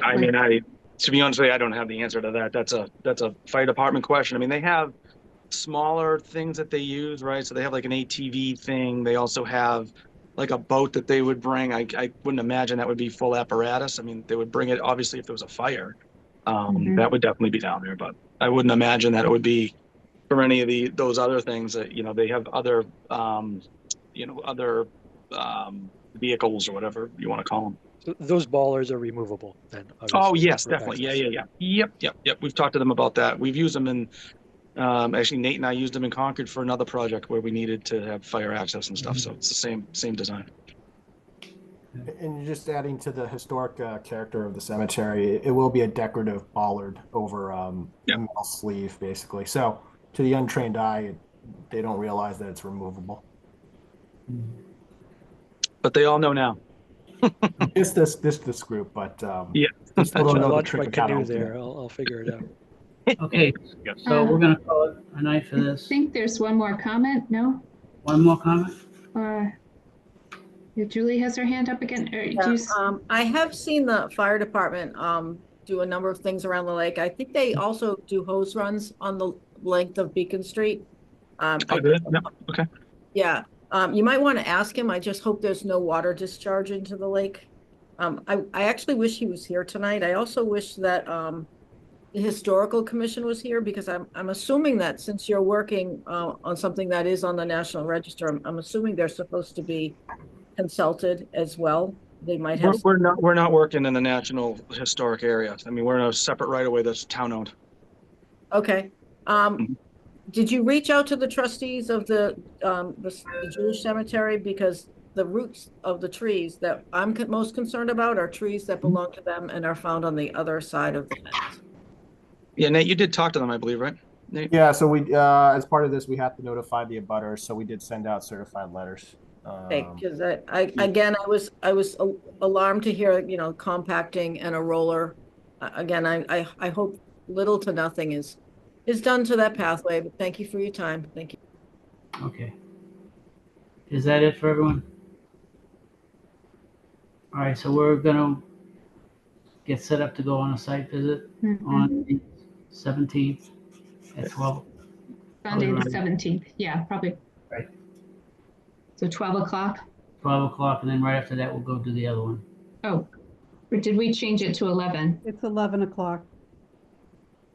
Okay. Jimmy, the earlier one is at 11, so I would suggest 11:30, and I can be at both of them. Otherwise, I'm going to be gone. Okay, so we want to. So are we talking this 17th at 11:30? 11 and 11:30, yeah. Yeah. for the two. Yeah. Okay. So Sounds good, folks. Sorry, which site's which? So 11:30 will be Beacon Street? Yes. Yep. Okay. 11 will be Oak. Yeah. Cool. All right, folks. We'll appreciate the feedback as always. We'll Thanks, see you. Well, I won't see you, but staff will see you on Sunday the 17th, and we'll be back at the next meeting to hopefully wrap up some other stuff. Okay. Thank you. Great. Great. Thanks, folks. Good seeing you all. Okay. Great. Thank you. Good night. Okay, so now we're down to other business. Letter of support for jurisdictional area, which is the one they're talking about, is the MBTA Communities Overlay Bylaw. Judy might have information on this. No, I sent you the map that Samantha Elliott, the senior planner, had submitted. It's just a request to look at that one area that's jurisdictional on Audubon Road, and if and take a vote on whether to issue a letter of support.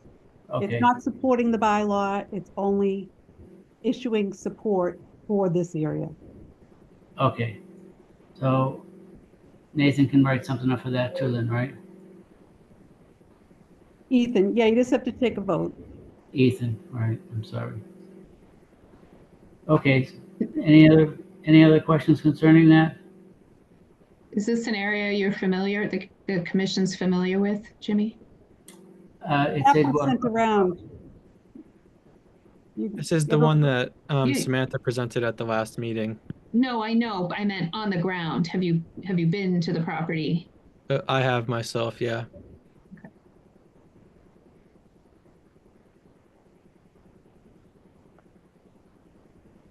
So, Eleanor, you have something else to ask, all right? No, that's all I'm asking is if, how familiar the commission was. Yeah. With the jurisdictional area, yeah. Okay, well, a lot of it would be jurisdictional there. Huh. All right, this discussion about the town forest. Wait a minute, are you going to take a vote? For what? Oh, Issue a letter. Oh, all right. Can I have a motion to issue a letter of support? Make the motion. I made the motion. Oop, second. Okay, all in favor, we'll go Ken, Yes. Paul, Yes. Haley, Abstain. I missed the meeting. okay, and Eleanor, I'm gonna abstain because I want to just see it. okay, that's fine. And I'm okay with it. I'm okay with the letter of support for that. I know the area. I've been down there so many times. I used to know it was Pleasure Island. All right. The next item is the town forest. What is the discussion for this? Before we get into this, Jimmy, can I ask if that's enough votes to issue a letter of support, or if this is going to be continued to the next meeting? 3 is Oh. enough for. 3 is enough. If there's a quorum, you mean? Yes, it is. Yeah, so, but we've got a quorum that's agreeing with it, right?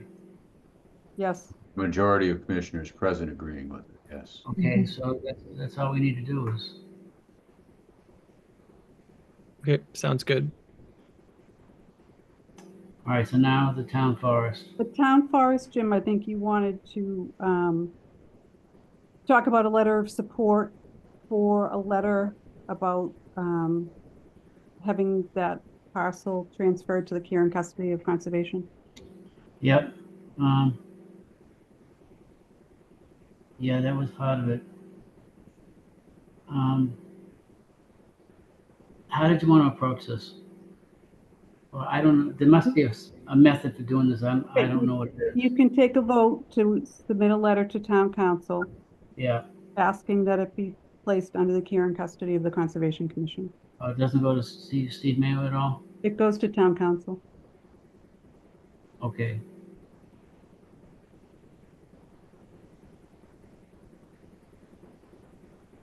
Okay, so let's do that.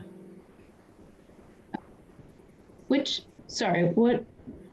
parcel are we talking about? I'm just gonna ask. The town forest? Okay. We're talking the town forest, yes. And I'm assuming that's one parcel, right? That's just one parcel. That's the one parcel right there. Right. There are other adjacent parcels, but you wanted to focus on that one parcel. Right. Is everyone in agreement with that? Yes. Yes. Okay, that was a tough one, huh?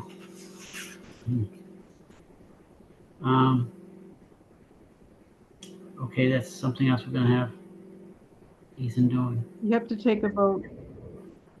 I know, I'm just saying this, all right, who is, someone make a motion to see who's, in favor of, this proposal. I'll make the motion. I'll second. Okay. Roll call. Ken? Yes. Paul? Yes. Haley? Yes. Eleanor? Yes. Okay, and then I'm all set with that as well. 94 Butler Ave, discuss vote on land protection options. Eleanor, this must be up your alley, right? It just sounded like, based on the information Elaine provided, transferring a part of the land to the commission seemed earlier than actually doing a conservation restriction. Right, because it has to go into conservation anyway, because it's undevelopable. That's one of the DEP conditions, I thought. So it has to go into conservation, but whether I know Bill wanted flexibility. I don't know from a town perspective if one is better than the other. Elaine, maybe like selling a piece of land with a conservation easement, or just,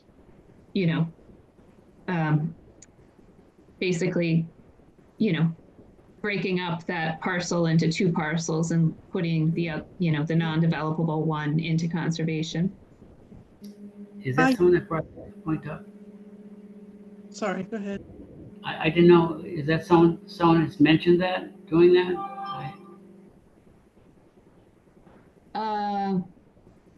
Well, didn't Bill during the 94 Butler Ave that when he presented it? The cap area was going to be put under a restriction. And Jim, you were concerned that a conservation restriction, a formalized one, would take too long because it has to go through the state. And Bill said he'd be open to a transfer to the commission. So it could be transferred to the care and custody of the commission. Right. So that's when I sent out a sample of what had been done in Winchester for Winchester. So you could see and then the link to the conservation restriction manual. So you could see the difference between the work involved for each method of protection. And the care and transfer is far simpler. Yeah, so, all right, so everyone's in favor of getting this going, right? Yes.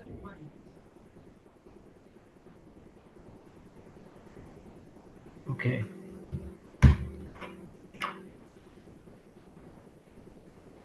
There's nothing else to discuss as far as that goes. Everyone's all set with that. Is any of it conditioned on what how they decide to develop the other piece of land? Yeah, there should be something written for that, shouldn't there, Elaine? I thought we were talking about, I'm not sure now. So my understanding is that the town purchased the entire parcel with the intention of developing part of it and cleaning up part of it. So this transfer would involve the area that's been cleaned up, and it would not involve the other half of the parcel, which my understanding was that everybody agreed would be developed. Mm-hmm. But I think isn't the problem that it's not really etched in stone? It's got to be kind of a flexible agreement on. So this seems, so we have an idea of how it works in theory. We've got some examples. Maybe what I should do then is talk to Bill Renault and get something about the practicalities. Does the town want to turn the whole parcel over to the care of the Conservation Commission? Does the town want to retain its option for developing the other part of it? I had thought that the other part of it might be affordable housing, something along that line. So do you want me to confirm that with Bill? Yeah, I think that'd be a good idea. Okay. Just looking Another at the example. question. Oh. Sorry. No, you go. I'm just trying to understand with that, the land that's transferred to the Conservation Commission, are we then responsible for the maintenance of the cap? I mean, this is a capped landfill essentially. Yeah. It is. Are we going to have the long-term responsibility for maintaining that cap? It's a good thought. Huh? You would, yeah. Do we want that? Do we have the resources available to us to manage that? And what would that I entail? think the answer is, so far as I can see, we don't. So Right, I think you're right. that would be a concern for me. Yeah. So maybe one of the other things we could also ask is there had to be an LSP who was doing the work for maybe we could get some kind of advice from the LSP about what exactly maintenance of that area would entail. I think it would be useful to understand that because, you know, my own sense of closed landfills is they can be an expensive liability. Yeah. I think the intent with that parcel was to let it kind of revert The natural state. revert to a natural state, and it can only be used for passive recreation. So we wouldn't, I don't think the town would be sending in, you know, people to mow it necessarily. But I'm certainly not experienced in managing a capped site. Yeah, it occurs to me, and I think it's worth getting some clarity from. Okay, I'll find out the LS. I'll talk to Bill. I'll ask him about development, and then I'll ask for an opinion from the LSP about what's involved. Was there an AUL on the? There are at least two wells on that site now, Ken.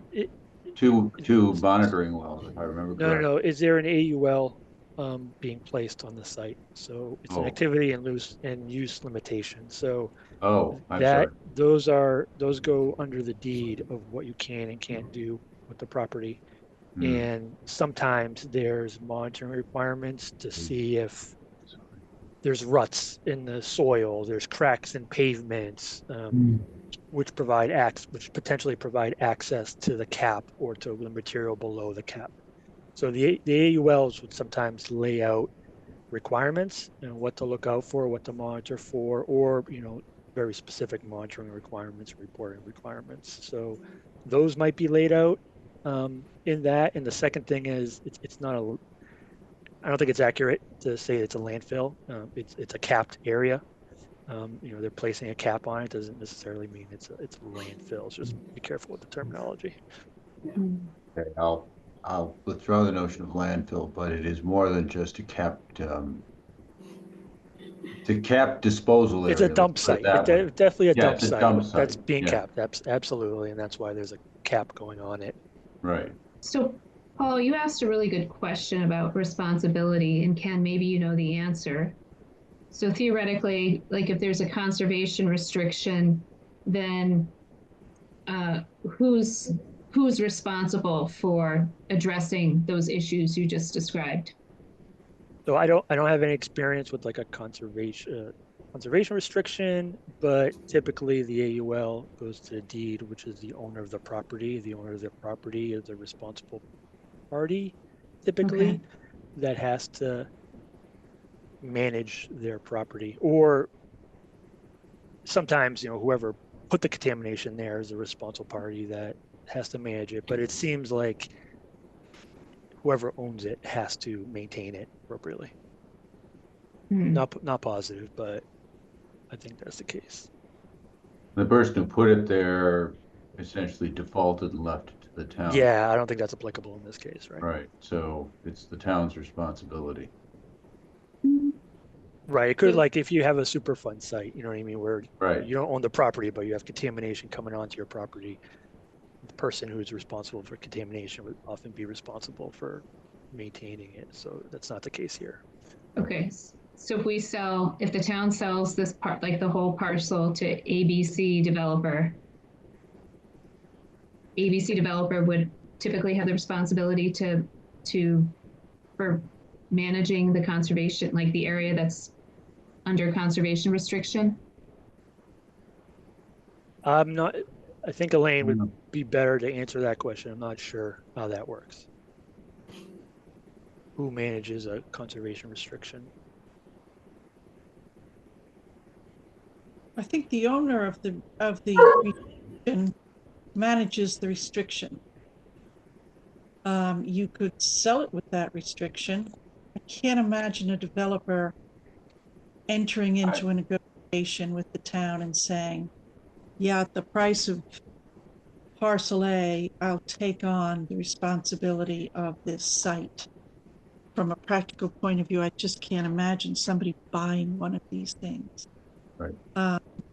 But let me find out just exactly what is involved. And then if we have more questions, we could run it by Tom Mullen.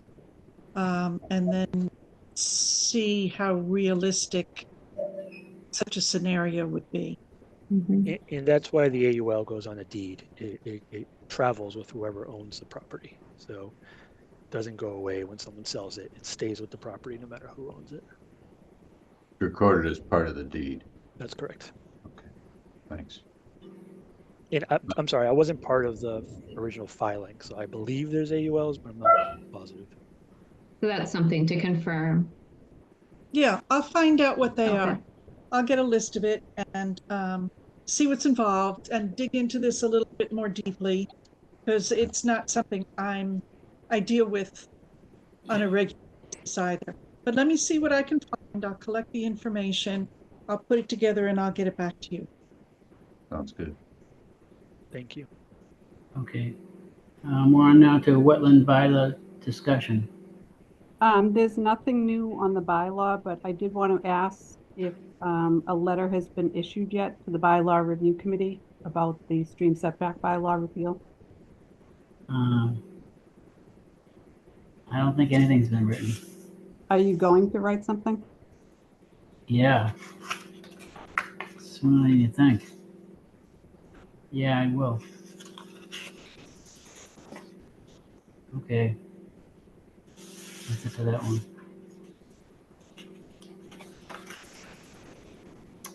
Shoreline maintenance areas. You know what? I think we can, we've talked about it enough.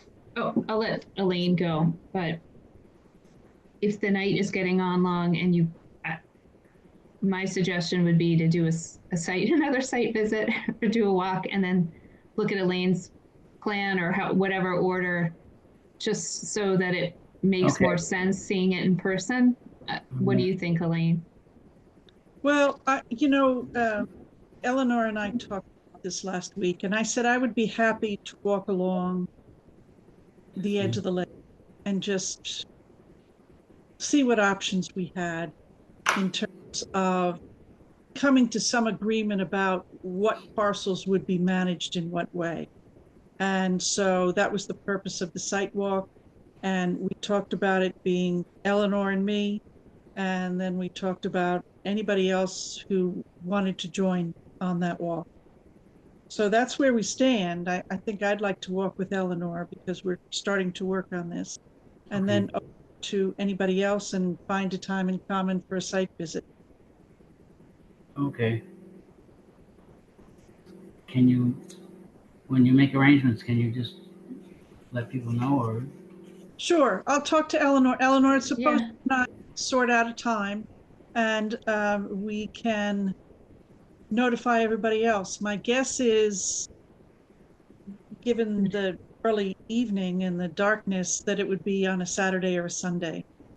Yeah, I think next weekend's going to be busy. So the 16th and 17th, so the weekend after, potentially. That's not Thanksgiving. Is that Thanksgiving weekend? I don't know if people travel. That's the weekend right before it. Is that a problem? Well, the weekend before, the Thursday? Is everybody out shopping and preparing dinners and things like that? I'll be away the weekend before Thanksgiving. And then I disappear on Thanksgiving for 3 weeks, so.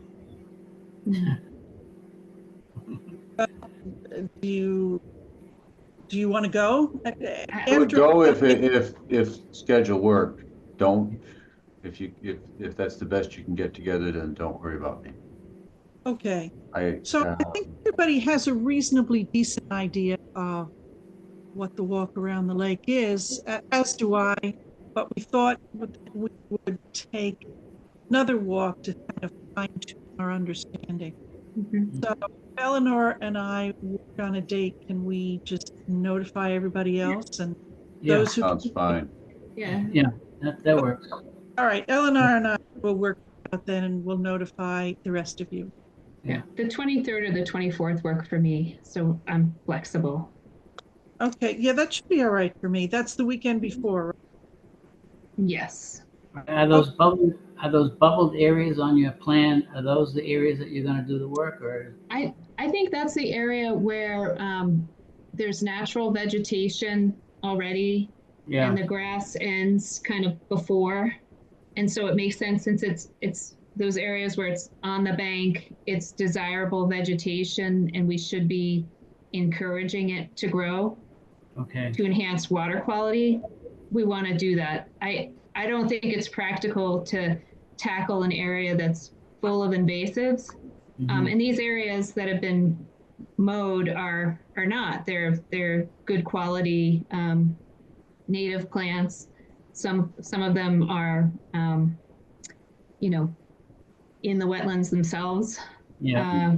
So the grass is set back, you know, so it would be a compromise so that grass is maintained way back, but then we establish sort of where the vegetated area is that's not mowed. And you're primarily focused on the south end of the lake and then the park at the head of the north end? Yeah, I would say the Gertrude Spalding kind of area, but a little broader. That's great vegetation. Isn't Gertrude Spalding been done? I thought No, there are other parts where they're like mowing, you know, some of the trees down. I think it's just the heavy equipment, but you know, it's nice if you can encourage things like sassafras or, you know, because it's growing there. And then really kind of the part that Friends of Lake Quannapout is doing along Hall Park. And Veterans Field is going to be done anyway with that park, like with part of the Veterans Field parking development. So it just makes sense to kind of look at it holistically. And then, you know, decide what areas are going to be kept open. Okay. Right? Yep. But it'd be ideal if everybody understood what those areas were and the town was being consistent. The map idea is a great idea. I like that. It's a good way to isolate the areas and what needs to be done in them. Yeah. All right, so are we all done with that discussion for now or not? I think so. I think you have to go look at it's hard to take it in, you know, a site visit helps. Okay, I looked at this stuff today. Commitment letters, request to purchase town property, Randall and Davy Lane. Davy Lane it's right in the swamp, right? Yeah, let's see. Lane. Can we Davy Lane. Davy Lane was really important. And Davy Lane is right at a choke point for a wildlife corridor. And this is a very important piece of land. And I really tried to convey that. I don't. Yeah, they're very, very well written. You did a great job. They were very well written. Thank you. So I don't know what's going to happen with it. I've sent it to Sherry. When the press came in from Sherry, she just, do you have any comments on this piece of land? But I don't know why anyone wanted to know, and I don't know where this information goes next. Yeah.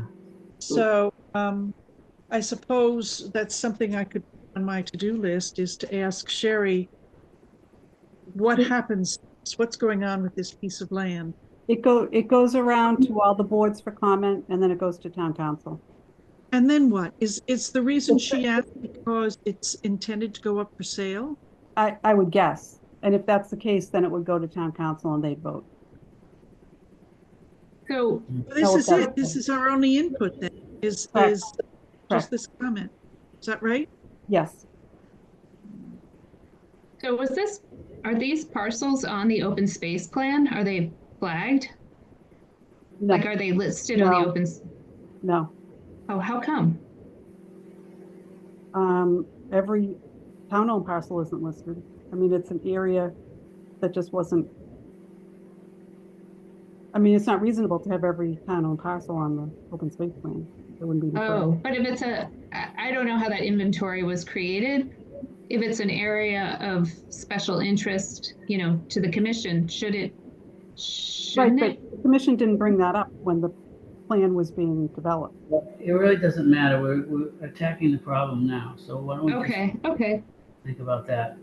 And then sorry, is this common? Have you guys dealt with these requests before? Is this request initiated by town council and it comes back to town council, or is it? People come in and say they want to buy a piece of the town property. And that's the ball rolling on this process that we're talking about now. Okay. Can we counter with asking them to transfer this to the care and custody of the commission? I did. Well, I don't see why you couldn't. That's part of the letter. Okay.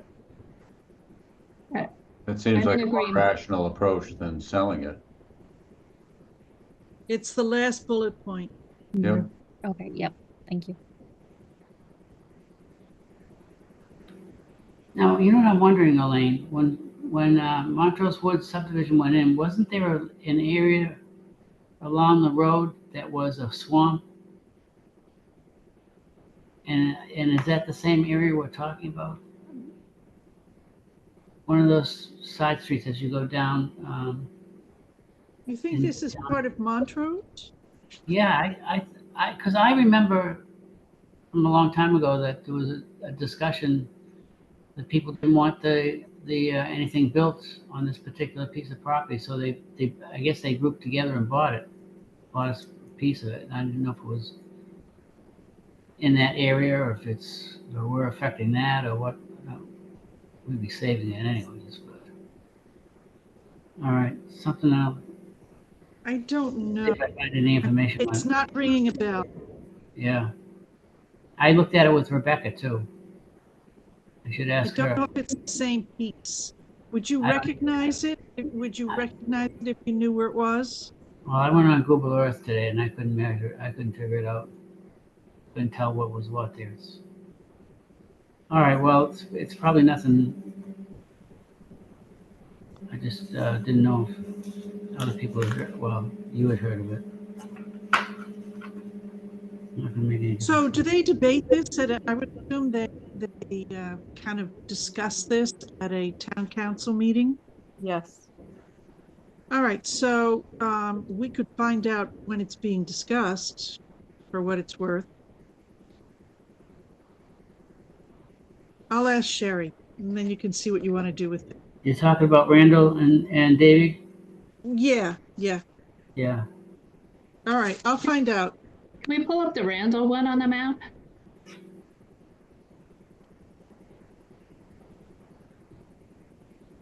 don't know if that's helpful.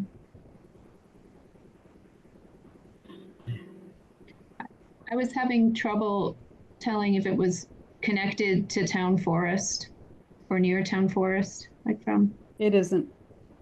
Okay. It's right on the other side of that first town culvert plan on Grafton Street. If you cut right down the brook, you're right there. It's on the other side of Harrison Ave. But Golden Hills is another. Golden Hills is further south. Okay, but that's a protected area, right? Well, it has ACEC. That's the ACEC, yeah, it doesn't. Okay. In protection. Just unfortunate. But so they would be carving out a parcel right in the middle of it. Okay.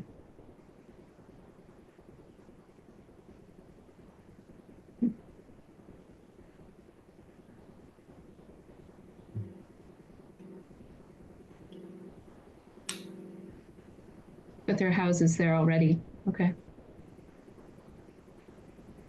Elaine, have you ever, or Jimmy, have you ever been to this property or no? No, I've never been over there. I have. It's up on a steep hill, and it's a nicely forested area. So the purpose of the ACEC is to preserve areas that have, I guess, unique features. And but I didn't look that closely to see exactly what those features were. I just saw it was a very nicely forested piece of land. Mm-hmm. It has a significant ecosystem, and as it says in one of the bullet points, to have achieved this recognition, it must first have been nominated by the citizens of Wakefield through extensive public input, discussion, and support. So this whole area, and presumably including this lot, was a part that at one time, when the town applied for the status of CEC, the citizens of Wakefield endorsed it. Mm-hmm. So I thought that spoke of the town's desire to have it preserved. Makes sense. I liked your letter, Elaine, Thank you. and I agree with it.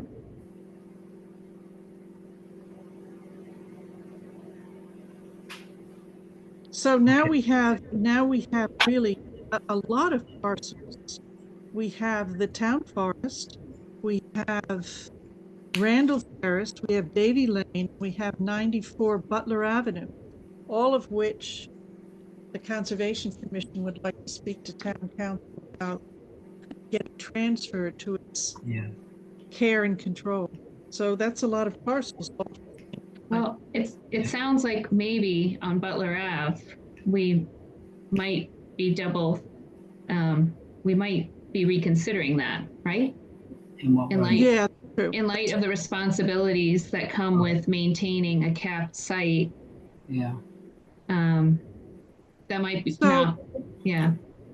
The reason I bring this up, in 94 Butler, that leaves 3. And the reason I bring this up is that it might be a good opportunity to speak at a town meeting and not just send a letter, Mm-hmm. but make a request to be heard. Mm-hmm.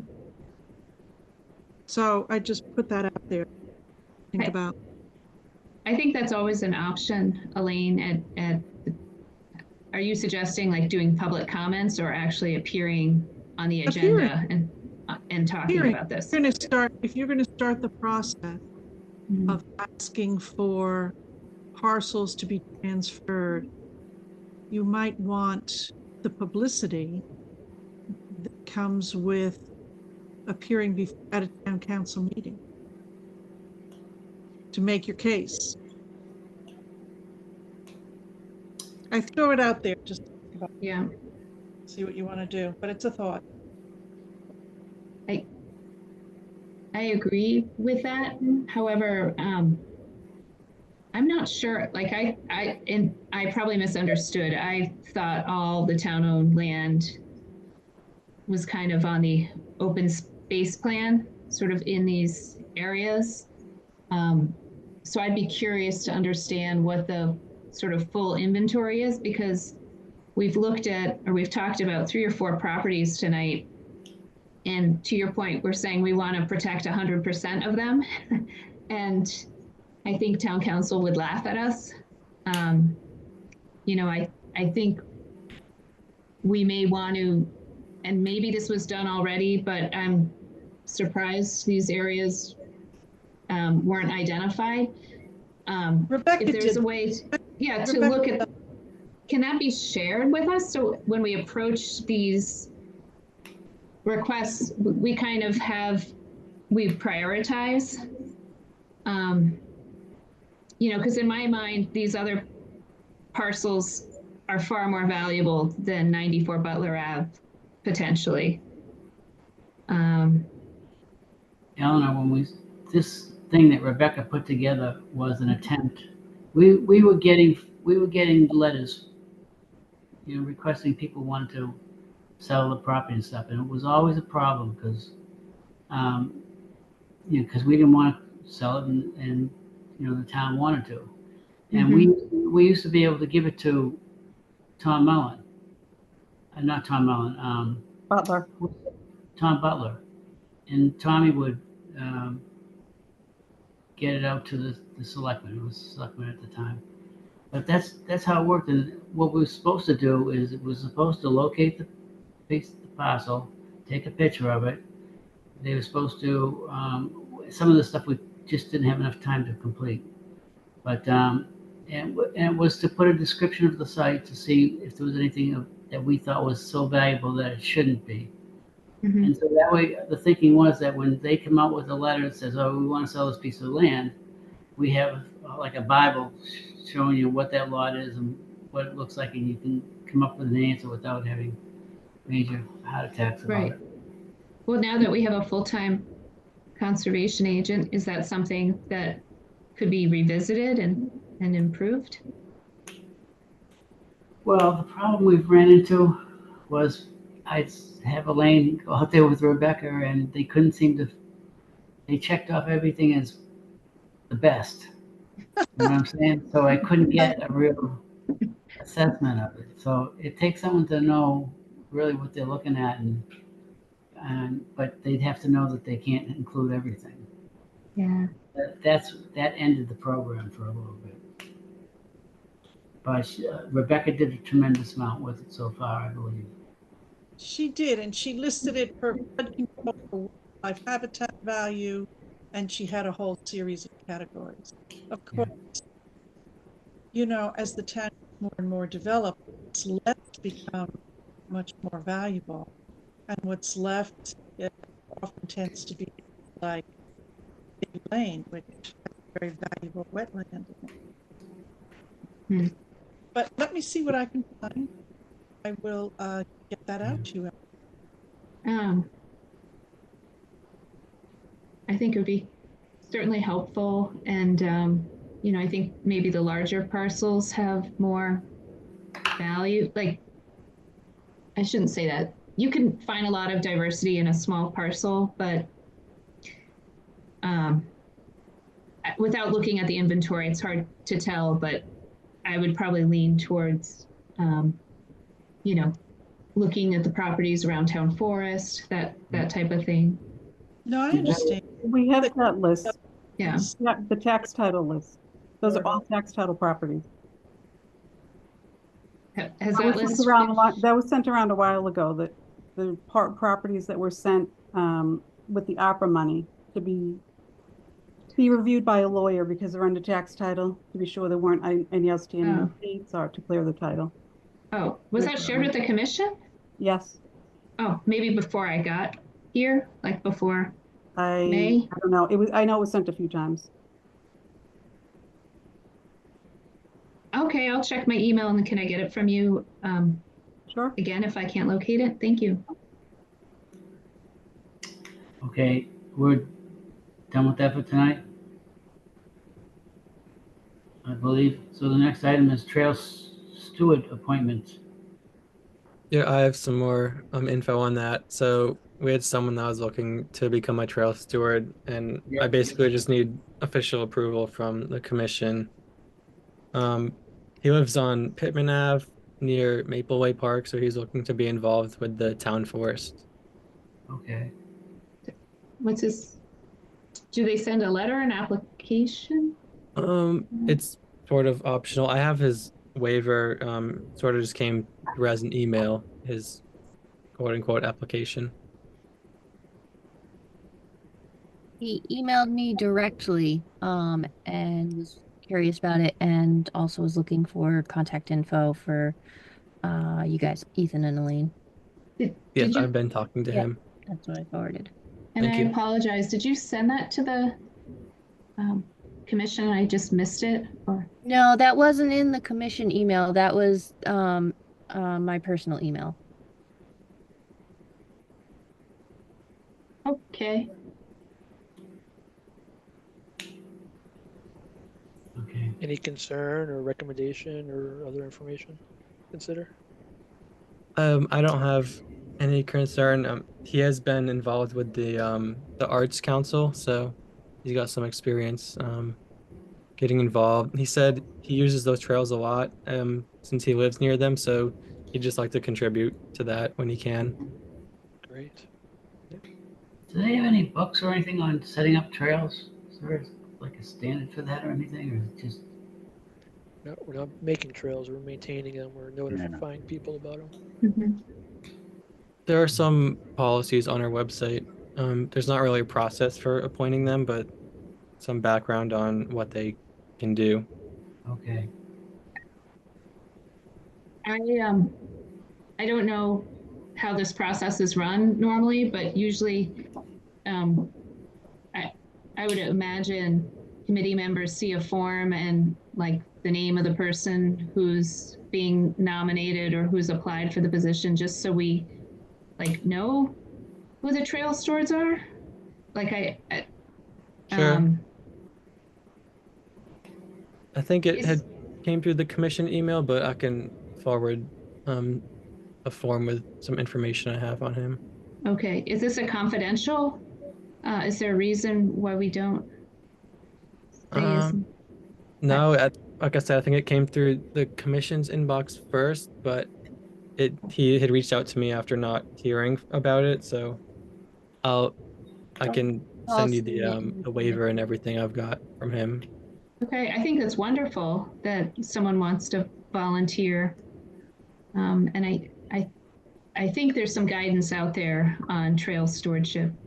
We have a handbook that they get issued when they're appointed. You have a handbook on trail stewards? Yes. Oh, is that something we can post on our It's website? It's on the website. Okay, perfect. Great. Okay, that's all I see on the list tonight. So you're not going to vote on that? You're going to wait? Oh, Jesus. Yeah, we can vote on it. Someone make a motion. Motion to approve the new trail steward. I think you need a name to make. Yeah, I think we a need motion. a name. We need some more information before we can approve. His And the his name address- is well- Gaetano Zagami. That's his name. If you want that. Okay, so we have a motion. And do we have a second? I'll second. Okay, all in favor? Ken? Yes. Paul? I'll abstain. I don't know anything about this person. Okay. Haley? Yes. And Eleanor? Oh, if you send his info, I will be ready to vote the next time. Abstain. Okay, so then we have two that's... You have three, you, Ken and Haley. Mm-hmm.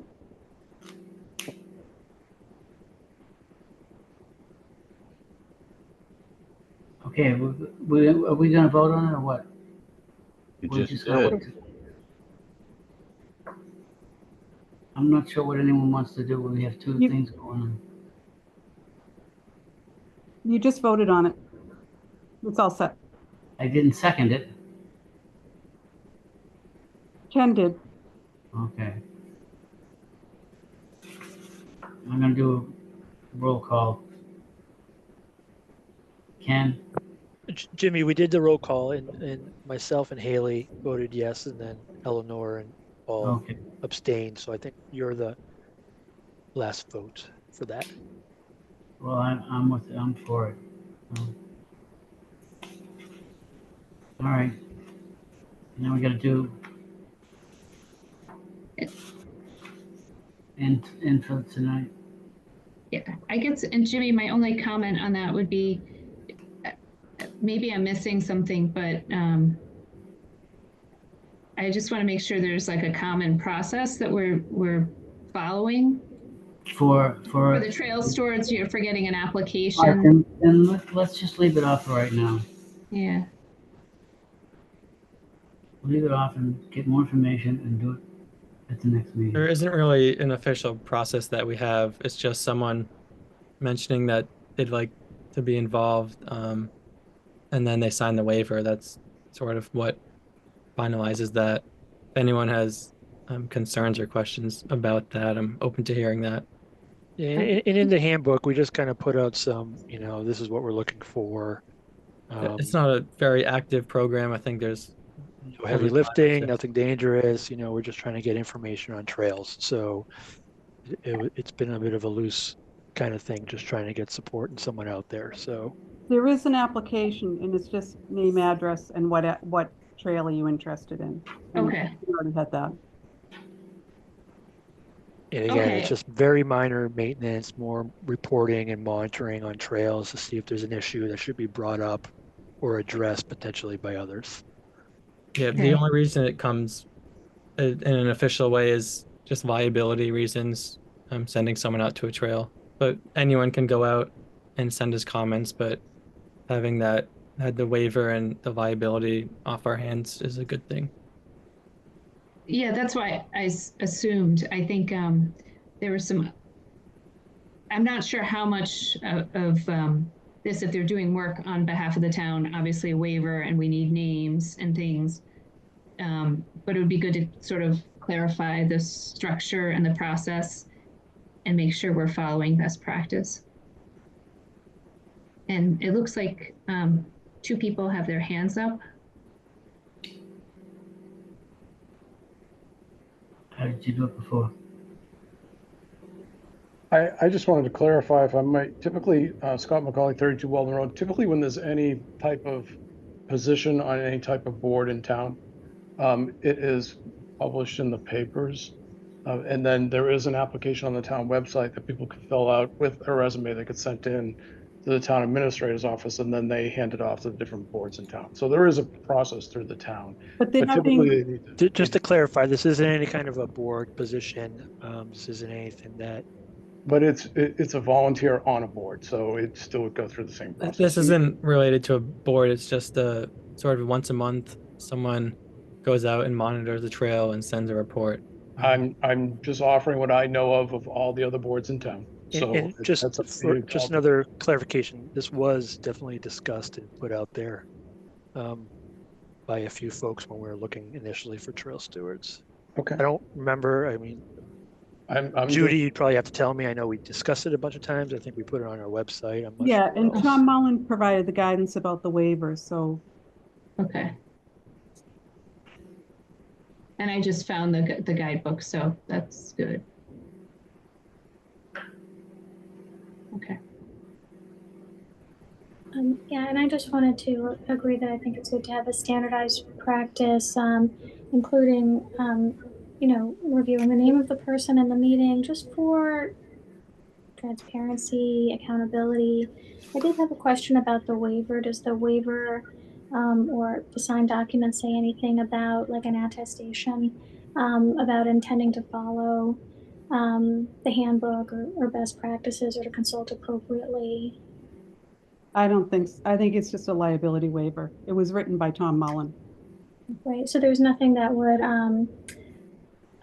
sort of provide a path or rationale for revoking that status, for example? Revoking it for what, though? I mean, Trail stewardship. just to clarify, this is more or less the same as any citizen going out and taking a walk on our trails and maybe taking some pictures and noting something. Correct. And they just happen to let us know what they observed. Yeah, And if I there's think an issue, we would push it to, a number of directions. If someone's camped out, if someone's dumping, if someone's whatever, it's just some eyes on open space that's used in the community. right, but I think like an attestation that says, I'm familiar, I've read the handbook, and I understand what's expected. It's something that alerts people that the handbook exists, for example. It's just covering all the bases, given good practice. For example, in the town forest, there are people who have put up blazes that have damaged trees, and I think 99% of people who are interested in doing this kind of thing are, well educated, care a lot, make good decisions. But some things have happened out in the town forest that have not been good for some of the trees. So it's just about a level of quality control. But they're given the handbook when they're appointed, so it's not an unknown entity. And we do have a very active trail steward out at the Maple Way Trail, and he's given some observations that it's been more of a pleasurable area because there is no trash dumping, things like that. Mm-hmm. So we've gotten good feedback about that trail. So if people are blazing trees, things like that, that's, if they're not that's kind of beyond the control. That's not in the handbook, of a and that's volunteer not the steward. intent. What we're doing, definitely. Right, it's not, it's more an observation, not to police the area. Oh, because it says assist with trail marker installation and identification. Right, but this, okay. the trail steward we'd have out there did not do that. Okay. And by the way, it was very difficult to find volunteers to walk the woods and give. We thought we would get many more, considering how people use the trails and want to protect them, but there weren't a lot of takers to make these observations. Well, there were more than a dozen who signed up initially, and then they dropped off. And there was outreach several times.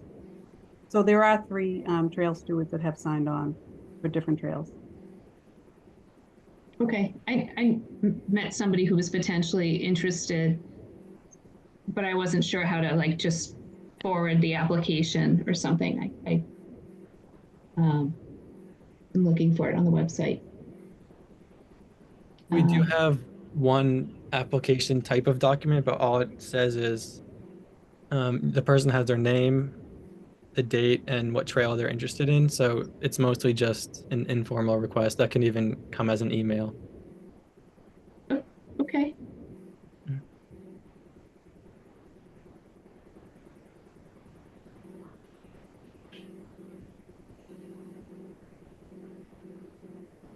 Yeah, I mean, if there were a way to, apply here, sign the form, sign your interest from the website, that might make it easy. Anyway. I think we can move on unless anybody else has anything else to say on the topic.